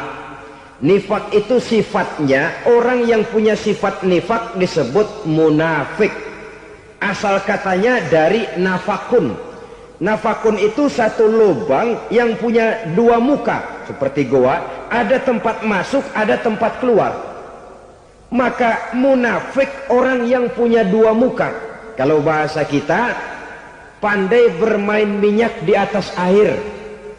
Manis jika berhadapan, balik belakang lain bicara. Sehingga apa yang dinamakan nifak, kata Imam Ali Al-Jurjani dalam kitab ta'rifatnya, izharul imanu bil lisan wa kitmanul kufri bil qalbi. Menyatakan, menampakkan iman dengan lidahnya, tapi menyembunyikan kekafiran dalam hatinya. Dengan kata lain, lidahnya mah iman, hatinya mah kafir. Padahal hati itu yang dilihat, padahal hati itu yang dinilai. Kenapa lidahnya mengaku iman? Ya mungkin karena kepepet, mungkin karena kepentingan, mungkin karena ingin mencari kelemahan orang, lalu dia pura-pura beriman. Tapi sesungguhnya hatinya kufur. Ini merupakan penyakit munafik. Dan terus terang, menghadapi orang munafik jauh lebih berat daripada menghadapi orang kafir. Kenapa? Munafik ini kan musuh dalam selimut. Mau dibilang musuh nyata-nyata, apalagi di zaman Rasul ya, ketika periode Madinah, berat sekali menghadapi orang munafik. Mau dibilang kafir, kalau ketemu assalamualaikumnya medok juga. Mau dibilang mukmin, di belakang ngegerundel, nyari-nyari penyakit, nyari-nyari lantaran, mencari-cari gara-gara. Kalau kafir jelas kafirnya, kalau musyrik jelas musyriknya. Tapi munafik, di depan kita dia mengaku beriman, di belakang kita dia caci maki kita. Maka demikian rupa watak orang munafik, Allah benci betul. Sampai dalam Quran orang munafik itu divonis innal munafikin fid darkil asfal minan nar. Orang-orang munafik di dasar jurang neraka yang paling bawah, keraknya neraka. Saudara-saudara kaum muslimin rahimakumullah, sebab munafik sangat berbahaya, membahayakan umat, membahayakan agama. Di depan kita mereka ngaku pura-pura beriman, kalau pidato luar biasa, memuji agama setinggi langit. menampakkan seolah-olah dia orang yang dekat dengan agama. Saudara-saudara, agama penting, agama mutlak. Tapi yang ngomong begitu agamanya apa? Remeng-remeng.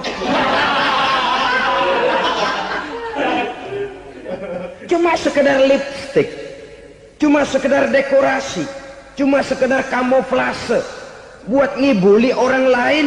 Dia mengaku beragama, mengatakan agama mutlak, menganggap agama penting, seolah-olah memperhatikan benar tentang tatanan kehidupan beragama, tapi sebenarnya di hatinya tidak lebih berkecamuk penyakit-penyakit kufur.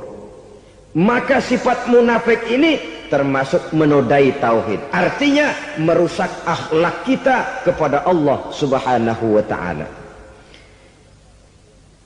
Sifat yang ketiga yang juga merusak akhlak kita kepada Allah dinamakan riddah. Riddah itu sifatnya, orang yang punya sifat riddah disebut murtad. Murtad keluar dari Islam. Keluar dari Islam tentu tadinya di dalam Islam. Oleh satu perbuatan dia bisa menjadi murtad. Misalnya tadinya dia iman benar kepada Allah, tapi melarat. Kadang-kadang sehari masak, 3 hari libur. Akhirnya oleh kesulitan ekonomi dia tidak kuat. Ada yang menawarkan kebaikan, dibawain supermi, dibawain obat-obatan, diberikan beras. Goyah imannya. Keluar dia dari Islam, ikut agama orang yang memberikan pertolongan kepadanya, memilih kesenangan sebentar dengan mengorbankan kebahagiaan yang kekal. Maka orang semacam itu riddah sifatnya, murtad orangnya, keluar dari Islam. Dan yang menyebabkan kita murtad bukan cuma orang nyata-nyata memproklamirkan diri keluar dari Islam tapi lalu mengikuti agama orang lain, bukan cuma itu. Mengakui ada Rasul lagi sesudah Nabi Muhammad bisa menyebabkan kita murtad. Mengingkari nikmat Allah bisa menyebabkan kita murtad. Meyakini semua agama benar bisa menyebabkan orang menjadi murtad. Meragukan kesempurnaan dan kelengkapan Al-Quran bisa menyebabkan orang jadi murtad. Mengingkari sunnah bisa menyebabkan orang menjadi murtad. Banyak hal-hal yang bisa mendatangkan penyakit riddah dan membuat pelakunya menjadi murtad. Dan ini menodai akhlak kita kepada Allah Subhanahu wa ta'ala. Itu tadi kufur iman, saudara-saudara. Nyata-nyata mengingkari Allah, baik dalam bentuk syirik, nifak, ataupun riddah. Kufur yang kedua dinamakan kufur nikmat. Apa itu kufur nikmat? Sitru ni'matil mun'im au ya'malu fi mukhalafatil mun'im. Menutup-nutup nikmat Allah atau melakukan perbuatan yang menentang, bertentangan dengan kehendak yang memberikan nikmat. Jadi kufur nikmat pertama, nutup-nutupin Tuhan. Tuhan jalingin. Duit lu banyak amat, dari mana? Gua kerja. Lalu kerjanya nomor 1. Orang yang berakhlak kepada Allah, dia akan menjawab, kamu uangnya kok banyak, dari mana? Rezeki dari Allah. Caranya, saya kerja. Kerja itu cara, rezeki itu dari Allah datangnya. Bukankah di zaman sekarang kita sering terpleset? Ini merupakan cerminan dari rapuhnya akhlak kita kepada Allah Subhanahu wa ta'ala. Karena usaha saya memang, karena saya peras keringat banting tulang, tentu. Tapi sadarkah kita bahwa sepanjang yang bisa kita lakukan cuma berusaha, peras keringat banting tulang, pergi pagi pulang sore. Tapi bisakah kita memastikan hasil usaha kita? Apalagi yang paling dekat, misalnya saja yang sungguh-sungguh di luar jangkauan kemampuan kita, soal rezeki, soal jodoh, soal maut. Kitakah yang mengatur? Kitakah yang menentukan? Subhanallah. Manusia sungguh tidak berdaya menghadapi 3 hal paling pokok ini. Rezeki, kita cuma bekerja. Kitakah yang menentukan? Tidak. Kita berusaha saja, rezeki belum pasti dapat. Apalagi kalau kita tidak berusaha. Jangan terjebak dalam fatalisme. belum perang udah nyerah. Emang dasar rezeki datangnya dari Tuhan, nggak usah kerja, dan ntar juga kalau dia datang. Dari mana datangnya? Kerja saja belum tentu dapat rezeki, apalagi kalau tidak kerja. Yang jelas usaha perlu kepastian, itu urusan Allah. Ini akhlak kepada Allah Subhanahu wa ta'ala. Jodoh juga begitu. Kita berusaha, kita berupaya, Allah menghendaki lain jadinya. Maut juga begitu. Siapa sih yang pengen ngadepi maut? Siapa sih yang pengen mati? Siapa sih yang pengen ketemu malaikat Israel? Tidak seorang pun kalau ditanya, kecuali mereka yang putus asa ya. Kalau otaknya masih normal, mau mati mesti belakangan dulu udah dikit. Tapi yang satu itu saudara, kalau dia sudah datang, tenaga mana yang bisa menolak? Kalau dia sudah berkunjung, kekuatan mana yang bisa menghindar? Kalau dia sudah ingin bertemu, kemana kita bisa melarikan diri? Manusia sepanjang yang dia lakukan hanya berusaha, tapi kepastian, ketentuan dari Allah Subhanahu wa ta'ala. Orang yang kufur nikmat, nutupin Allah. Dia merasa rezekinya adalah mutlak peras keringatnya, seolah-olah Allah nggak punya peranan apa-apa di situ. Oh, ini kan saya bisa rumah begini karena saya kerja keras. Oh, ini mobil saya begini, saya kerja keras. Peras keringat, banting tulang, keras.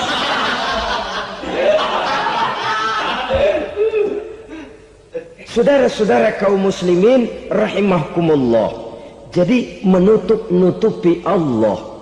Akibatnya nanti kalau dia berhasil, Allah ketutupan. Kalau dia gagal, orang lain dicaci maki, dicari kambing hitam. Yang kambing hitam kan mahal, karena orang sering cari-cari kambing hitam. Jarang orang mau jujur kalau bertemu kesulitan lalu mencari sebab pada dirinya sendiri. Yang paling enak ya nyalain orang. Lo begitu. Orang lain yang paling enak kita salahin. Au ya'malu fi mukhalafatil mun'im, atau dia melakukan sesuatu yang tidak sesuai dengan kehendak yang memberikannya nikmat.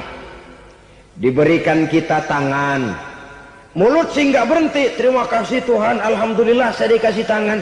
Cuma nih tangan enteng mat nabokin orang mulu. Itu sudah mukhalafatul mun'im, bertentangan dengan kehendak yang memberikan nikmat. Diberikan harta, mulutnya mah basah, terima kasih Tuhan, alhamdulillah dikasih harta, tapi pelitnya minta ampun, kikir koret medit.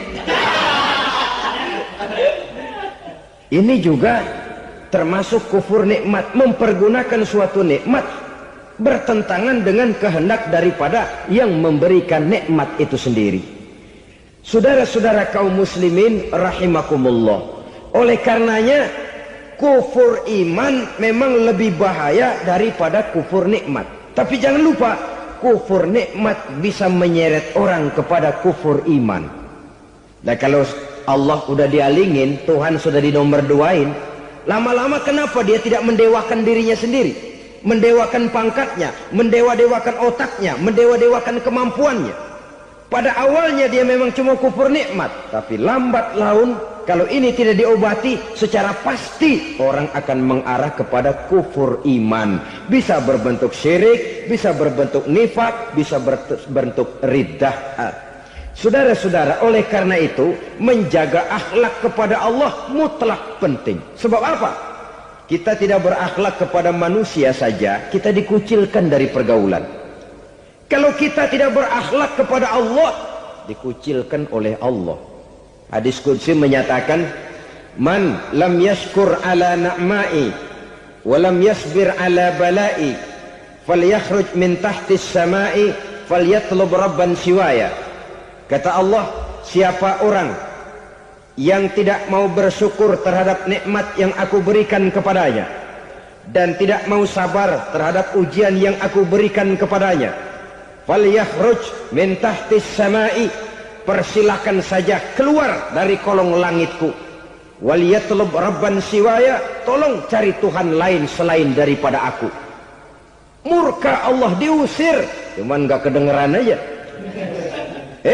Siapa yang tidak mau syukur terhadap nikmatku, siapa yang tidak mau sabar terhadap ujian yang aku berikan kepadanya, persilakan keluar dari kolong langitku ini, cari Tuhan lain selain aku. Nah, langit Tuhan yang punya, Tuhan kita lawan, diusir dari kolong langit, mau pindah ke kolong mana?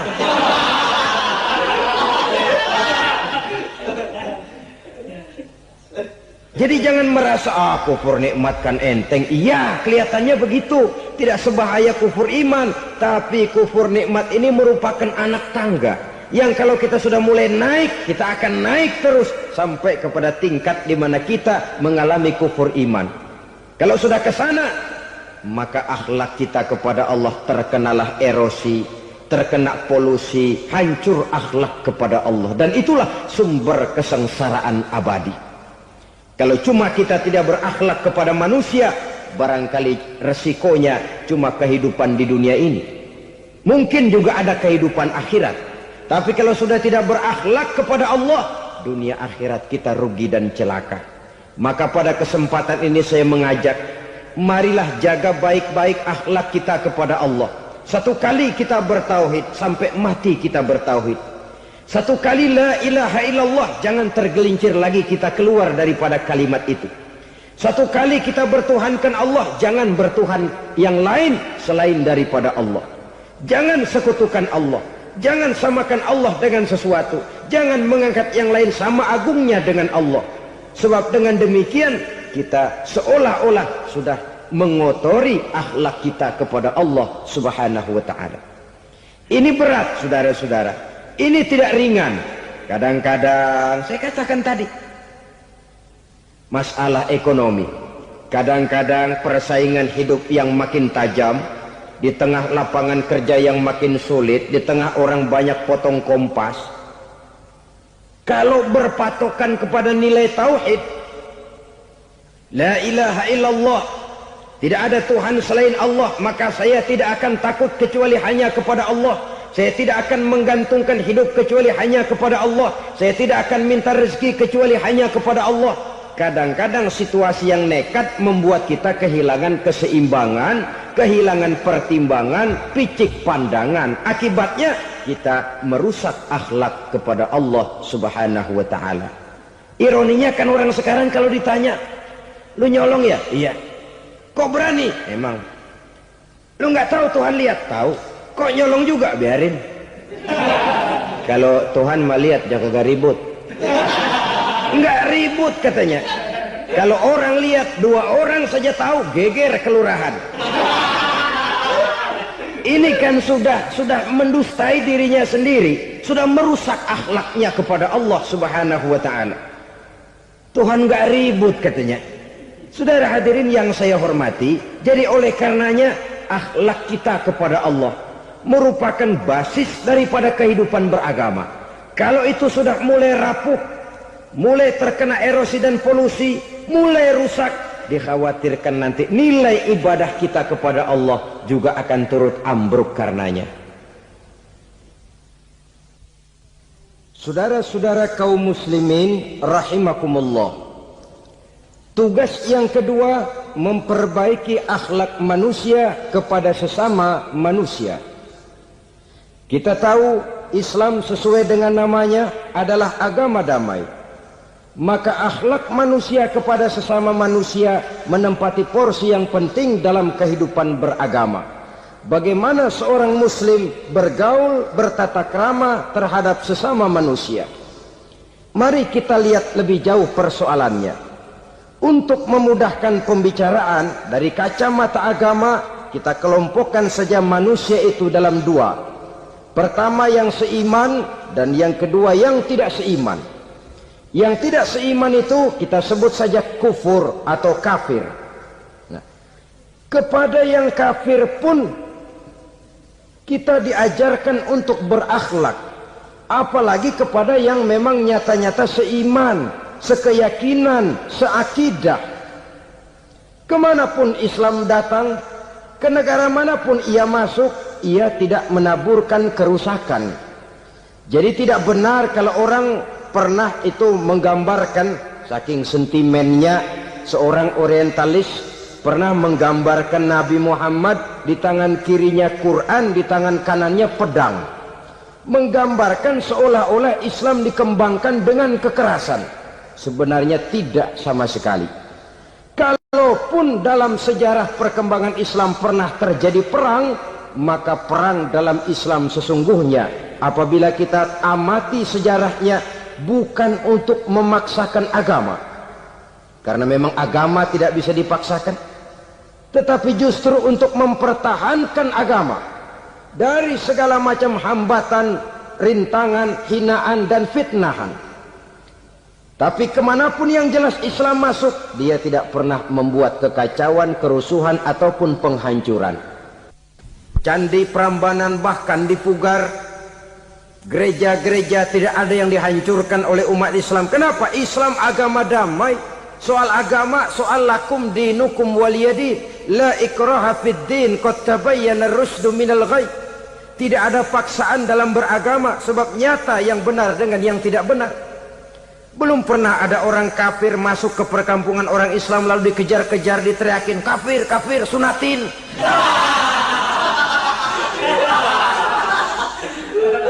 Belum pernah. Kenapa? Islam menghormati orang lain agama. Nah, yang kafir ini macam-macam, saudara. Ada kafir harbi. Nah, ini kafir kerok. Ini kafir yang nyata-nyata memproklamirkan permusuhan kepada umat Islam, nyata-nyata mengganggu ketenangan umat Islam. Kafir yang seperti ini yang boleh diperangi. Misalnya kita mau sembahyang Jumat dijagain, nggak boleh sembahyang Jumat, getok palanya. Kafir harbi artinya tantangan perang datang dari mereka, bukan kita yang mulai, mereka yang buka front. Prinsipnya umat Islam tidak boleh mencari-cari musuh, tapi pun tidak boleh lari kalau ketemu musuh. Musuh jangan dicari, ketemu jangan lari.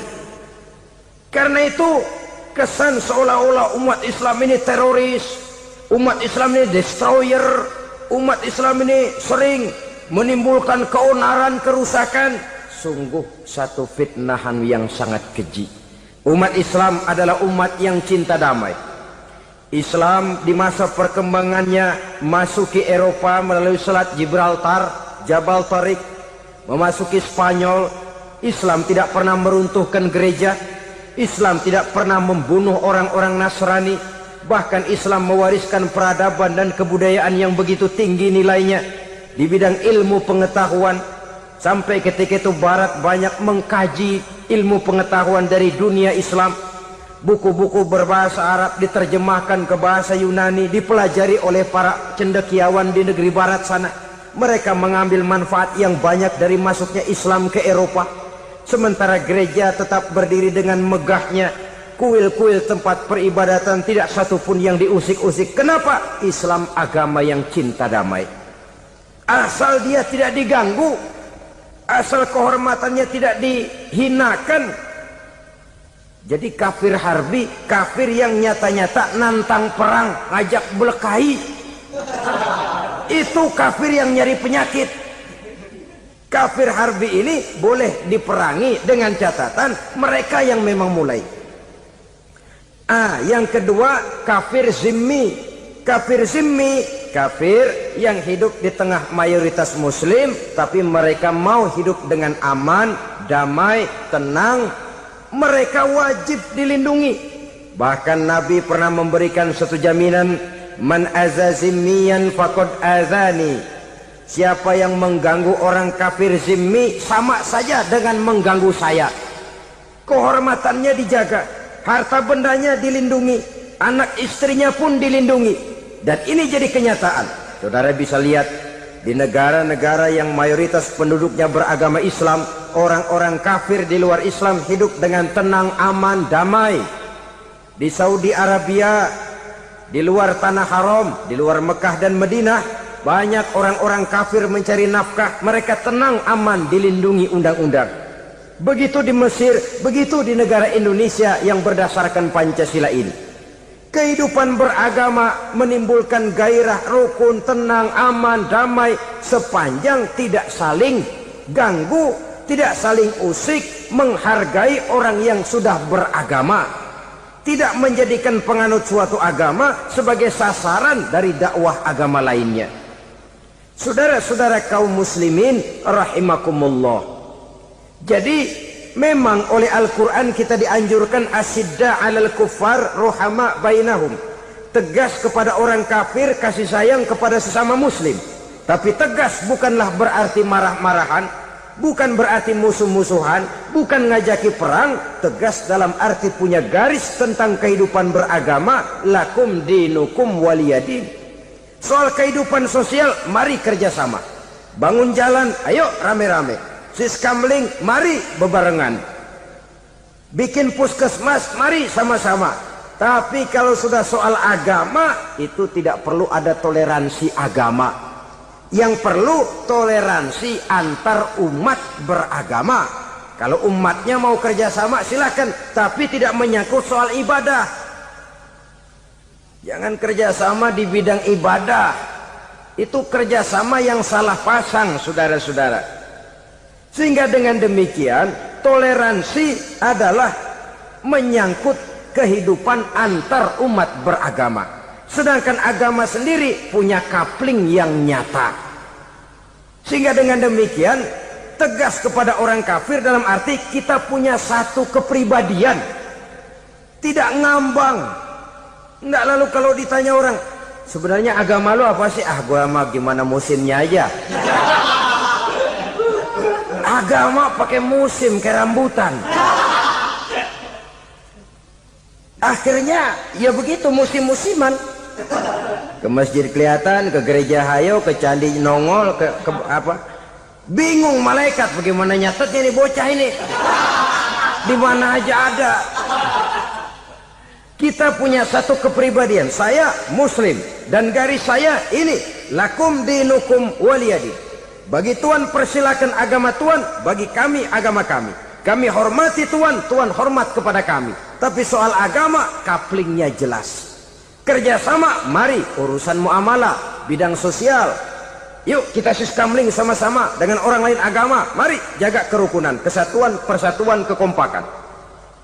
Perbaiki jalan yang rusak, mari sama-sama. Mendandani jembatan yang runtuh, mari sama-sama. Tapi sembahyang, kaplingnya lain-lain. Sebab Nabi juga dulu pernah ditawarkan begitu loh sama kafir jahiliyah dulu, Quraisy itu. Sudah Muhammad, sekarang begini saja, kita join aja daripada marah-marahan. Hari ini saya oke menyembah Tuhanmu Allah, besok gantian kamu menyembah Tuhan kita Latta, Uzza, Manat dan Hubal. Turun, qul ya ayyuhal kafirun la a'budu ma ta'budun. Soal ibadah kaplingnya jelas, tidak boleh dicampur adukkan. Sebab kalau tidak, kita akan mulai kehilangan identitas diri. Dan disitulah krisis kehidupan keyakinan beragama dimulai. Dari krisis identitas. Hujan gede kan mulainya gerimis dulu. Di mana-mana ya gerimis dulu. Gerimis makin lama makin gede. Kita akan mulai dengan kehilangan identitas diri. Dari sana nanti kita malu mengakui keislaman kita. Kalau orang Islam malu mengakui keislamannya, ini kan ironi, menyedihkan. Ngakui Islamnya saja malu, menonjolkan keislamannya malu, tidak ada rasa bangga beragama. Padahal ini modal dasar. Hanyalah dengan rasa bangga beragama kita lalu konsekuen. Bangga yang tidak konsekuen, wah pokoknya kan gua kan Islam, agamanya yang paling benar. Tapi hidupnya sendiri jauh dari tuntunan Islam. Itu bangga yang tidak beralasan. Bangga yang tidak perlu dibanggakan sebenarnya. Kebanggaan yang membuat kita konsekuen dan dekat dengan kehidupan beragama. Jadi dengan demikian saudara-saudara, kepada non-muslim kita juga harus berakhlak. Bukankah ini sudah dicontohkan oleh Rasul? Bagaimana beliau disambiti orang di Taif, yang menyambiti malah didoakan. Bagaimana Suraqah mau membunuh beliau, malah Suraqah didoakan. Bagaimana Abu Jahal dan Abu Lahab saking mangkalnya Ini Abu Jahal pernah gali lubang di kamarnya sendiri, di depan tempat tidurnya. Setelah dia gali lubang, ditutupin pakai keraras korma. Lalu dia tarik selimut, belagak meriang. Dia pesan pesuruhnya, bilangin Muhammad encangnya meriang. Pamannya sakit, minta ditengokin. Nabi dengan segala husnuzonnya berangkat nengokin. Abu Jahal dari balik selimut ngintip. Itu dia Muhammad, itu dia tuh. Dia tuh, masuk Dani, masuk. Mulai di jalan, senang Abu Jahal. Terus dah. Begitu ke pelosok, masuk ke lubang, gue pendem terus lalu. Memang niatnya mau mencelakakan Nabi. Sudah tinggal beberapa langkah lagi Nabi akan berjalan ke arah lubang itu. Malaikat Jibril ngasih tahu, Muhammad, Abu Jahal pamanmu cuma pura-pura sakit. Di depan tempat tidur itu ada lubang sudah dia gali untuk menjerumuskan kamu. Sudah balik pulang. Balik badan Nabi. Sudah hampir mau melangkah, kakinya malah muter pulang. Abu Jahal yang ngelihat Nabi sudah hampir jatuh nggak jadi, balik pulang. Lupa kalau lagi sakit. Udah Muhammad buruan sini. Nabi ke pintu, dia kejar. Dia lupa sama lubang yang dia gali. Begitu dia kejar, dia yang ke pelosok masuk ke dalamnya. Sejak saat itu ada pepatah, man hafara hufratan waqa'a fiha. Siapa yang suka nggali lubang, dia sendiri bakal terpelosok ke dalamnya. Jatuh dia ke lubang yang dia gali. Padahal ya paling banter 2 atau 3 meter paling dalam. Dari dalam lubang itu dia teriak-teriak, Muhammad, tolongin, pamanmu kecebur. Kasih tahu Muhammad, kasih tahu. Datang lagi lah pesuruhnya, Muhammad, pamanmu Abu Jahal kecebur, minta tolong diangkatin. Sudah diulur tambang, habis sambung lagi, nggak bisa sampai. Masa iya, cuma kamu yang bisa nolong. Apa yang dilakukan Nabi? Balik mau nolongin. Akhlak. Kita kalau ada orang gali lubang buat nyeburin kita, dia sendiri yang kecebur. Gorok gua kagalemin loh. Mati sekalian dah. Nabi mah enggak, balik nolongin tuh Abu Jahal. Kenapa paman kecebur? Iya Muhammad, tolong, tambang udah diulur-ulur, sambung-sambung nggak sampai. Aduh kasihan paman, nih pegang tangan saya. Nabi cuma ulurin tangan, nyampe dipegang oleh Abu Jahal. Diangkat ke atas, nyampe atas, apa kata Abu Jahal? Tambang bergulung-gulung nggak nyampe, kamu cuma pakai tangan doang kok bisa Muhammad, hebat banget sihirmu. Mukjizat dia bilang sihir, udah ditolongin nyelak lagi, kan yang enak kita injak palanya. Orang dulu bilang wah katanya nolongin anjing kejepit, udah selesai ditolongin malah yang nolong digigit.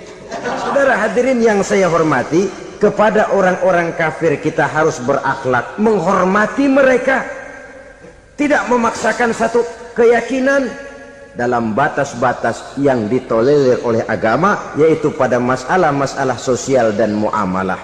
Itu kepada non-muslim, apalagi kepada sesama muslim. Baik akhlak kepada orang tua, akhlak kepada guru, akhlak kepada jiran atau tetangga, itu semua termasuk dalam akhlak kepada sesama manusia. Akhlak kita kepada orang tua, kadang-kadang kita orang timur ini ketularan orang barat. Engkongnya dianggap CS, salaman main kedet aja halokong, engkongnya bahalo di bengong. Saudara-saudara kaum muslimin rahimakumullah, akhlak yang tua kepada yang muda, akhlak yang muda kepada yang tua, kepada jiran dan tetangga, kepada sanak famili dan handai tolan, pendeknya kepada sesama muslim. Tetangga ada haknya, ada hak tetangga yang kalau kita berakhlak itu harus dipenuhi. Contoh kecil, kalau saya beli radio, itu saya dong boleh berpikir, ini radio saya beli pakai uang saya setel di rumah saya, sekeras-kerasnya ada apa sama orang lain? Radio gua, yang beli gua pakai duit gua, gue setel di rumah gue, ada urusan apa sama orang lain? Itu kalau menurut saya. Tapi tetangga sebelah saya kan bisa juga ngomong begitu. Mata gue yang ngantuk, gue tidur di rumah gue, kenapa suara radio lu masuk kemari? Ketika itulah lalu kebebasan saya nyetel radio dibatasi oleh kebebasan tetangga saya yang mau tidur. Ini sudah akhlak namanya. Umpamanya lagi ada Nabi ajarkan, iza tobakhta maraqatan fa'akthir ma'aha wa ta'ahad jiranaka. Kalau kamu masak sayur, banyakin kuahnya, bagiin tetangga kamu. Bukan bagiannya itu yang jadi soal, tapi akhlak kepada tetangga. Udah tahu tetangganya kelaparan, diseksa, goreng ikan asin, se-RW baunya ngayap, kembang kempis orang nungguin. Saudara hadirin ma'asyiral muslimin rahimakumullah. Jadi dengan demikian, kalau sudah kembali kepada orang-orang yang nilai imannya sama dengan kita, apapun organisasinya, apapun baju yang mereka pakai, kaos yang mereka pakai, jaket yang mereka pakai, kalau sudah seakidah, seiman, jaga akhlak kita. Pendapat boleh berbeda, kaos boleh tidak sama, jaket boleh beraneka warna, bendera boleh beragam-ragam, tapi ukhuwah Islamiyah ini utamakan. Adalah lebih baik mencari persamaan dalam kehidupan dan bukan memperbesar perbedaan. Hanyalah dengan mengembangkan nilai-nilai akhlak semacam ini, toleransi tidak hanya diperlukan kepada yang non-muslim, kepada sesama muslim pun toleransi. Artinya apa? Jangan memponis amalan orang lain. Yang usolli, yang tidak usolli, berjalanlah menurut keyakinannya masing-masing. Jangan lalu memponis, itu namanya nggak toleransi. Kamu nggak pakai usolli ya? Enggak. Brengsek. Kamu pakai usolli ya? Iya. Bid'ah. Nah, dua-duanya kagak yang benar. Kalau yang sembahyang kagak benar, bagaimana yang kagak sembahyang? Apa itu yang benar? Toleransi, setuju dengan perbedaan pendapat, jangan memponis amalan orang lain. Karena kita hanya beramal, hak menerima adalah Allah Subhanahu wa ta'ala. Jangan sebentar-bentar mencap bid'ah, dolala, finnar, neraka. Kayaknya neraka kapling orang tuanya kali. Gampang bener masukin orang ke neraka. Kita kadang-kadang bisa toleransi dengan orang luar, tapi kepada sesama muslim toleransi tidak sanggup kita adakan. Mengklaim merasa kita yang benar, orang lain salah semua, itu tidak toleransi namanya. Mentang-mentang jadi ustadz, nih satu-satunya ustadz di sini ya, semuanya mesti ngaji kemari. Kalau nggak ngaji kemari, Islamnya kurang tapi benar. Toleransi. Saudara-saudara kaum muslimin rahimakumullah, lapang dada menghargai orang yang berbeda pendapat, apalagi kalau perbedaan pendapat itu menyangkut hal-hal yang tidak prinsipil, menyangkut hal-hal yang sekunder dalam kehidupan beragama, menyangkut masalah-masalah yang dalam bahasa fikih disebut soal-soal furu'iyah. Tidak usah menyebabkan kita bersih tegang. Kepala sama hitam pendapat boleh berbeda dan halal. Bahkan Nabi mengatakan ikhtilafu ummati rahmatun. Perbedaan pendapat di kalangan umatku bahkan menjadi rahmah, sepanjang perbedaan pendapat itu diiringi dengan rasa toleransi. Tapi kalau sudah main baku hantam, main klaim, memponis orang lain, akhirnya timbullah keretakan. Jangan heran kadang-kadang satu masjid dua kelir. Ya soal kelir boleh kelar-kelir, boleh kelar-kelir, tapi kalau harus terlalu mencolok menyebabkan timbulnya keretakan, saya kira yang akan turun bukan lagi rahmah tapi bala. Bala akan menimpa kita, jatuh kita menjadi umat yang lemah. Oleh karena di antara kita sendiri, sesama kita tidak pandai bertoleransi, tidak lapang dada. Ada anak muda kelihatannya mau majuan dikit, yang tua curiga. Nih, kalau dia maju pasaran gua bangkrut dong nih. Lalu ditekan tuh anak ditekan melejit. Kadang-kadang yang tua maksudnya baik, mau memelihara, yang muda salah terima. Kan tua kejemur. Dari dulu sampai sekarang gitu-gitu doang. Anak kemajuannya. Padahal yang tua barangkali maksudnya juga baik, mau memelihara.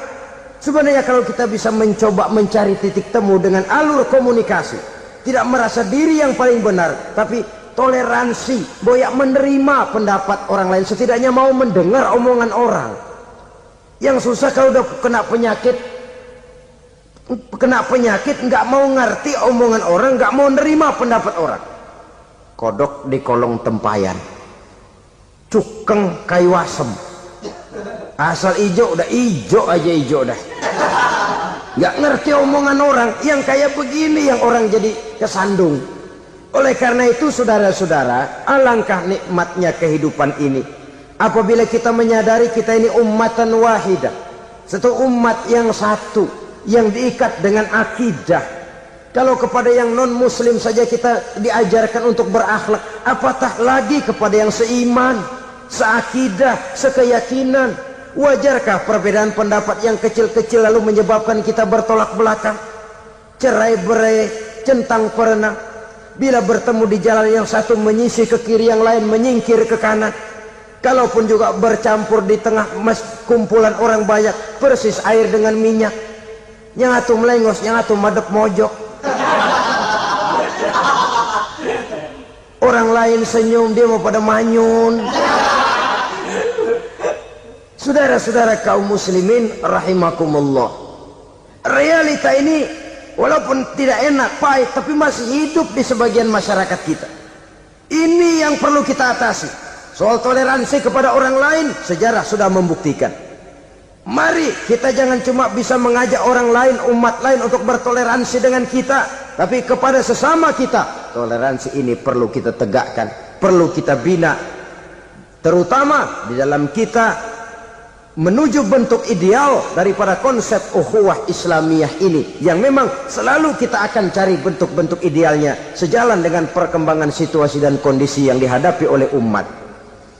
Perbedaan organisasi, perbedaan kepentingan organisasi tidak seharusnya menyebabkan kita merasa meremehkan orang lain dan mengangkat diri, mengklaim diri sebagai yang ter.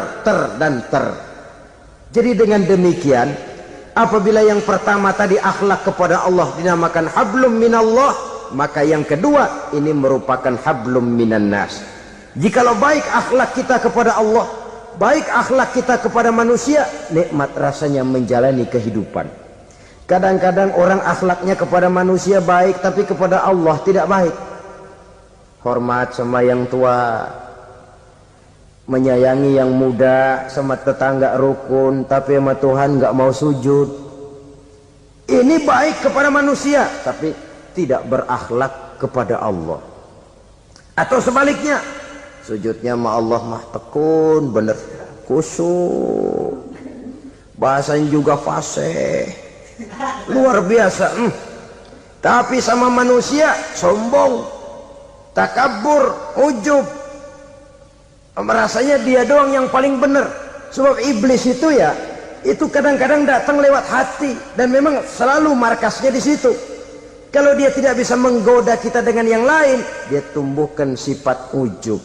Dia bisikin, wah memang di kampung ini yang paling banyak ibadahnya ente, yang lain mana, lihat tuh kerocok semua. Lalu di hati orang itu tertanam sifat iya ya. Nah, tatkala iya ya, dia sudah terkena serangan iblis. Akhirnya apa? Orang lain diremehin. Asalnya nggak mau sembahyang, ya diajak salaman udah najis aja dah. Ketemu juga mukanya ditekuk 4. Akhirnya bukan ngajak, malah ngenyek, ngina. Lah orang dihina makin jauh, makin tidak tersentuh. Bukan cara itu yang diajarkan oleh Rasul. Bahwa orang tidak mau sholat, tugas kita mengajak. Soal dia tidak sholat, ya itu dosa dia kepada Allah. Saudara-saudara kaum muslimin, ujub disuntikkan oleh iblis ke dalam hati kita. Sujudnya kepada Allah benar, tapi akhlaknya kepada sesama manusia. Merasa paling benar sendirian, merasa orang lain salah semua. Pokoknya kalau di luar lingkungannya udah kagak bener aja udah bahaya. Saudara-saudara, ini juga penyakit yang disuntikkan oleh iblis. Sebab iblis itu tipu dayanya luar biasa, strateginya lihai. Makin tinggi kualitas iman, ya makin berat upaya iblis untuk menjerumuskan kita. Karenanya saya mengajak, marilah kita bertoleransi. Baik kepada non-muslim, lebih-lebih lagi kepada sesama muslim yang kebetulan berbeda baju, berbeda kaos, berbeda organisasi, lain bendera yang dibawanya. Tapi toleransi mari kita canangkan. Kita terikat oleh ukhuwah Islamiyah. 2. Yang ketiga, akhlak manusia kepada makhluk Allah lainnya di luar manusia. Islam, saudara-saudara, dengan berakhlak kepada Allah, berakhlak kepada sesama manusia, berakhlak kepada makhluk Allah di luar manusia, baik flora maupun fauna, maka mudah-mudahan akan terciptalah satu ekosistem, satu lingkungan hidup yang membuat kita nikmat menjalani kehidupan ini. Inilah saja yang kita bicarakan pada pertemuan kali ini. Terima kasih atas segala perhatian, mohon maaf atas segala kekurangan. Marilah kita membina nilai-nilai akhlak walaupun berat tantangannya. Sungguh lebih baik rakyat rendah yang berakhlak tinggi daripada pejabat tinggi yang berakhlak rendah. Karena nilai manusia pada akhirnya ditentukan oleh akhlaknya itu. Mau sukses di masyarakat, mari kita utamakan akhlak. Usikum wa nafsi bitaqwallah. Wassalamualaikum warahmatullahi wabarakatuh.